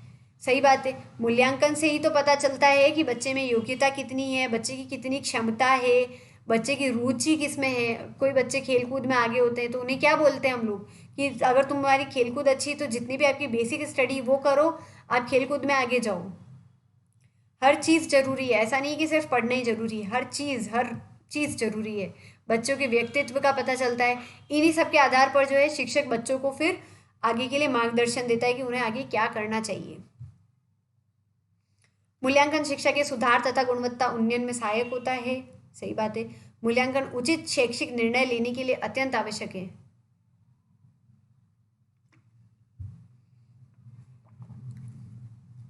अब आगे चल के आपको क्या करना है, उसके लिए भी आपका मूल्यांकन के आधार पर ही किया जाता है।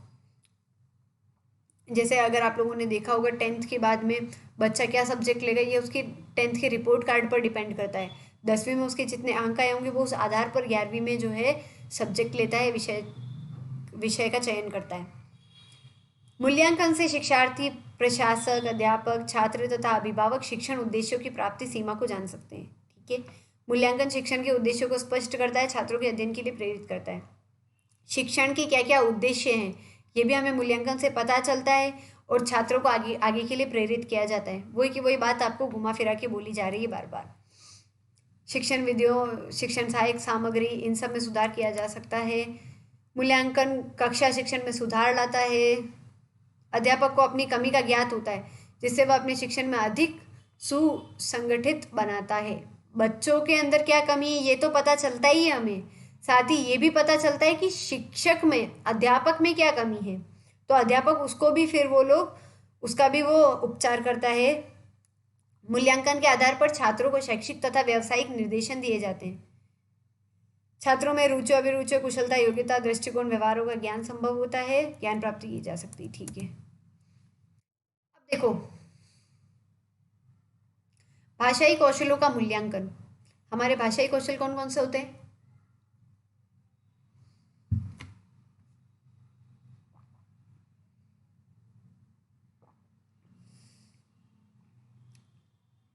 श्रवण कौशल, मौखिक कौशल, पठन कौशल, और एक होता है लिखित कौशल। यहाँ पे लास्ट में लिखित कर देना। श्रवण कौशल, श्रवण कौशल का मूल्यांकन कैसे करोगे? आपने बच्चों को बोल दिया, आपने कोई भी पाठ सुना दिया, ठीक है, आपने बच्चों को बोला है कि मैं ये पाठ पढ़ा रही हूँ आप लोगों को, आपको लास्ट में इनका इनका पाठ का सारांश देना है। तो बच्चा उस चीज़ को ध्यान से सुनेगा, फिर आप उससे जब सारांश पूछोगे तो पता चलेगा कि बच्चे में कितना श्रवण कौशल आया है, बच्चे ने कितना सीखा है। ठीक है, मौखिक कौशल का मूल्यांकन कैसे कर सकते हो? प्रश्न उत्तर पूछ के, कोई भी पाठ पढ़ाया, आपने लास्ट में बोल दिया कि मैं आपसे प्रश्न उत्तर करूंगी, तो बच्चा उसका उत्तर देगा आपको कि हाँ आपने प्रश्न किया, बच्चा उसका उत्तर देगा, उससे उसके मौखिक कौशल का पता चलेगा। पठन कौशल, आपने कोई भी कविता, कोई भी पाठ, कोई भी गद्य बच्चे से पढ़वा लिया, या कोई भी गद्य के प्रश्न उत्तर ओरली हल करवा दिए, तो इससे आप बच्चे के पठन कौशल का मूल्यांकन किया जा सकता है। और लास्ट में दे रखा है लेखन कौशल। लेखन कौशल में आप बच्चे से कुछ भी लिखवा सकते हो, कोई श्रुति लेख करवा सकते हो, या कोई भी कविता का सार लिखवा सकते हो। इन्हीं सब से जो है आप बच्चों का लेखन कौशल कर सकते हो। ये भाषाई कौशलों का मूल्यांकन। अब आता है शिक्षण अधिगम सहायक सामग्री। पाठ को ठीक से समझाने के लिए शिक्षक जिन जिन सामग्रियों का प्रयोग करता है उन्हें हम लोग शिक्षण सामग्री बोलते हैं। अब क्या क्या इनको इंग्लिश में क्या बोलता है? इनको टीचिंग लर्निंग एड्स बोलते हैं इंग्लिश में, या फिर इंस्ट्रक्शनल मटेरियल बोला जाता है।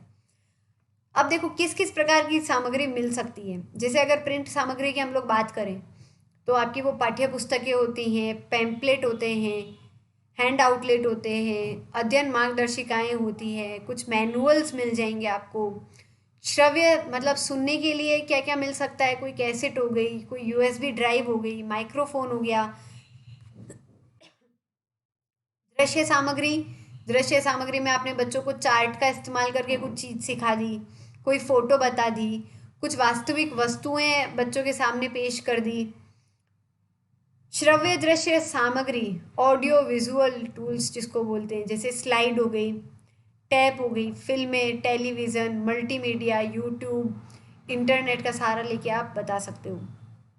कुछ इलेक्ट्रॉनिक वस्तुएं हो गई, जैसे आप स्मार्टफोन, टैबलेट, कंप्यूटर, कैलकुलेटर, ये सब आपकी कुछ इलेक्ट्रॉनिक वस्तुएं हो गई। ये सब जो है आपकी शिक्षण सामग्री हो गई, जिनका उपयोग जो है शिक्षक शिक्षण में लेता है। शिक्षण सामग्री के क्या क्या उद्देश्य होते हैं? तो शिक्षण सामग्री का उपयोग निम्नलिखित उद्देश्य प्राप्ति हेतु किया जाता है।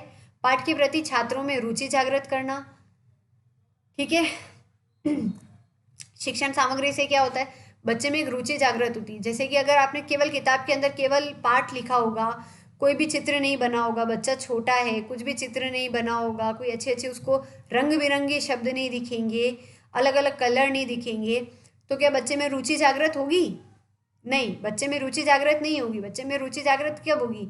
जब आप शिक्षण सामग्री का उपयोग करोगे, आप बच्चों को बताओगे, देखो बच्चों ये होती है बॉटल, ये ऐसी दिखती है, तो बच्चा देखेगा हाँ ऐसी दिखती है। या किताब के अंदर कोई फोटो बना हुआ है, कोई साइकिल का फोटो बना हुआ है, तो आप बच्चों को बता सकते हो, देखो ये ऐसी साइकिल दिखती है, तो बच्चा भी देखेगा हाँ साइकिल दिख रही है, अच्छी है, ठीक है। या बच्चों में तथ्यात्मक सूचनाओं को रोचक ढंग से प्रस्तुत करना, जितने भी हमारे फैक्ट्स होते हैं आप उनको अच्छे तरीके से प्रस्तुत करो, इसके लिए भी हमारी शिक्षण सामग्री जो है इस्तेमाल की जाती है। छात्रों को अधिक क्रियाशील बनाना, इससे जो है बच्चों के अंदर क्रिएटिविटी डेवलप होती है, बच्चा और क्रियाशील गतिविधियां करता है, सीखने की गति में सुधार होता है। बच्चा जितना ज़्यादा देखता है, जितना सुनता है, नई नई चीज़ों को देखता है, एक पिक्चर उसके माइंड में बन जाती है और उन चीज़ों को वो लंबे समय तक याद रख पाता है। जितनी जटिल चीज़ें होंगी आप उनको भी सरल रूप से बच्चों के सामने प्रस्तुत कर सकते हो शिक्षण सामग्री के थ्रू। जैसे कि अ, जैसे कि आपने सुना होगा बच्चों के जो ऐसे खिलौने भी आते हैं, अ से अनार, आ से आम वाले, तो आपने बच्चों को वो दिखा करके सिखा दिया, चलो बच्चों आप इनको जो है क्रम क्रम से जमाओ, आपको 1 से 10 तक गिनती है, आपको इनको क्रम से जमानी है। ऐसे वो खिलौने आते हैं बच्चे के छोटे छोटे प्लास्टिक के, तो बच्चा उनको एक एक को क्रम से लगाएगा। तो क्या है, पहले जहाँ बच्चों को कठिनाई आ रही थी सीखने में, वहाँ वो सरल रूप से खेल खेल में सीख जाएगा। अभिरुचि पर अनुशासनानुकूल प्रभाव डालना, ठीक है। तीव्र बुद्धि एवं मंद बुद्धि छात्रों को योग्यता अनुसार शिक्षा देना, शिक्षण सामग्री के थ्रू जो बच्चे कमजोर हैं या जो बच्चे जल्दी सीख लेते हैं, उनकी योग्यता के अनुसार जो है आप उनको शिक्षा दोगे, सभी बच्चों को साथ में लेकर चलोगे। बालक का ध्यान अध्ययन, जो उसका पाठ है वो केंद्रित करना, मतलब कि पाठ आपका जो टॉपिक चल रहा है, आप किस तरह से जो है बच्चों का ध्यान जो है आप जो हमारा विषय चल रहा है, जो पाठ चल रहा है, आप उसकी ओर केंद्रित करते हो। ये भी आपकी शिक्षण सामग्री पे आप पे डिपेंड करता है, आपकी शिक्षण सामग्री पे डिपेंड करता है। अमूर्त पदार्थों को मूर्त रूप देना, बालकों की निरीक्षण शक्ति का विकास करना। अब देखो इसके इसके अंदर एक छोटी सी एक टॉपिक और है आपका, निदात्मक और उपचारात्मक, ठीक है। किसी भी चीज़ को डायग्नोस करना और उसकी रेमेडीज। निदात्मकता क्या होती है? निदात्मकता किसी कठिनाई को उसके चिन्हों या लक्षणों से ज्ञान प्राप्त करने की कला या कार्य है। यह तत्वों के परीक्षण पर आधारित कठिनाई की स्पष्टीकरण है। मतलब कि जैसे कि आपने इसके अंदर क्या है, इसमें पता लगाया जाता है कि बच्चों को कहाँ कठिनाई आ रही है, बच्चा कहाँ गलती कर रहा है। फिर बच्चों को जब आपने कर दिया, फिर उसके आधार पर जो है आप वो करते हो, उसके आधार पर आप उसका उपचार करते हो। उपचारात्मक शिक्षण उस विधि को खोजने का प्रयत्न करता है जो छात्र को अपनी कुशलता, विचार की त्रुटियों को दूर करने में सफलता प्रदान करे। जैसे मान लो आपने जो है आपने पता लगाया, निदानात्मक इसमें क्या होता है, इसमें पता लगाया जाता है कि बेसिकली बच्चा गलतियां कहाँ कर रहा है, बच्चों को जो है कैसा व्यवहार करना चाहिए, कहाँ पे बच्चा गलती कर रहा है, इन सब चीज़ों का आप पता लगाओगे और उनका उपचार करोगे। ठीक है। तो ये थी बेसिकली आपकी सारी की सारी हिंदी पेडागोजी के अंदर जितने भी इंपॉर्टेंट पॉइंट्स थे वो सारे के सारे मैंने आप लोगों को कवर करवा दिए हैं। ये एक फास्ट ट्रैक रिवीजन था, तो आप एक बार और देख लीजिएगा, सुन लीजिएगा। नोट्स बनाने हो तो आप लोग यहीं से कॉपी कर सकते हैं। और ईवीएस की पूरी एनसीईआरटी हम लोगों ने अपलोड कर दी है, तो आप वो जाकर देख सकते हैं। साथ ही इंग्लिश पेडागोजी आपके जल्दी आ जाएगी, जल्दी हम लोग लेकर आएंगे। हिंदी पेडागोजी आप लोगों की हो चुकी है। ईवीएस का क्विज चलता है डेली रात को 9 बजे। आपकी प्रैक्टिस चलती है 9 बजे ईवीएस की। 10 बजे जो है आपकी हिंदी की प्रैक्टिस होती है। 11 बजे आपकी इंग्लिश की प्रैक्टिस होती है। तो आप लोग देखना मत भूलिएगा, आना मत भूलिएगा। चैनल को अगर आप लोगों ने अभी तक सब्सक्राइब नहीं करा है तो सब्सक्राइब करके जाइएगा। अगर आपको क्लास अच्छी लगी हो तो लाइक करके जाइएगा। और किसी को कोई भी डाउट है तो आप लोग कमेंट बॉक्स में मेंशन कर सकते हैं। और ज़्यादा से ज़्यादा अपने फ्रेंड्स के साथ शेयर ज़रूर करिएगा। Okay, thank you, bye bye.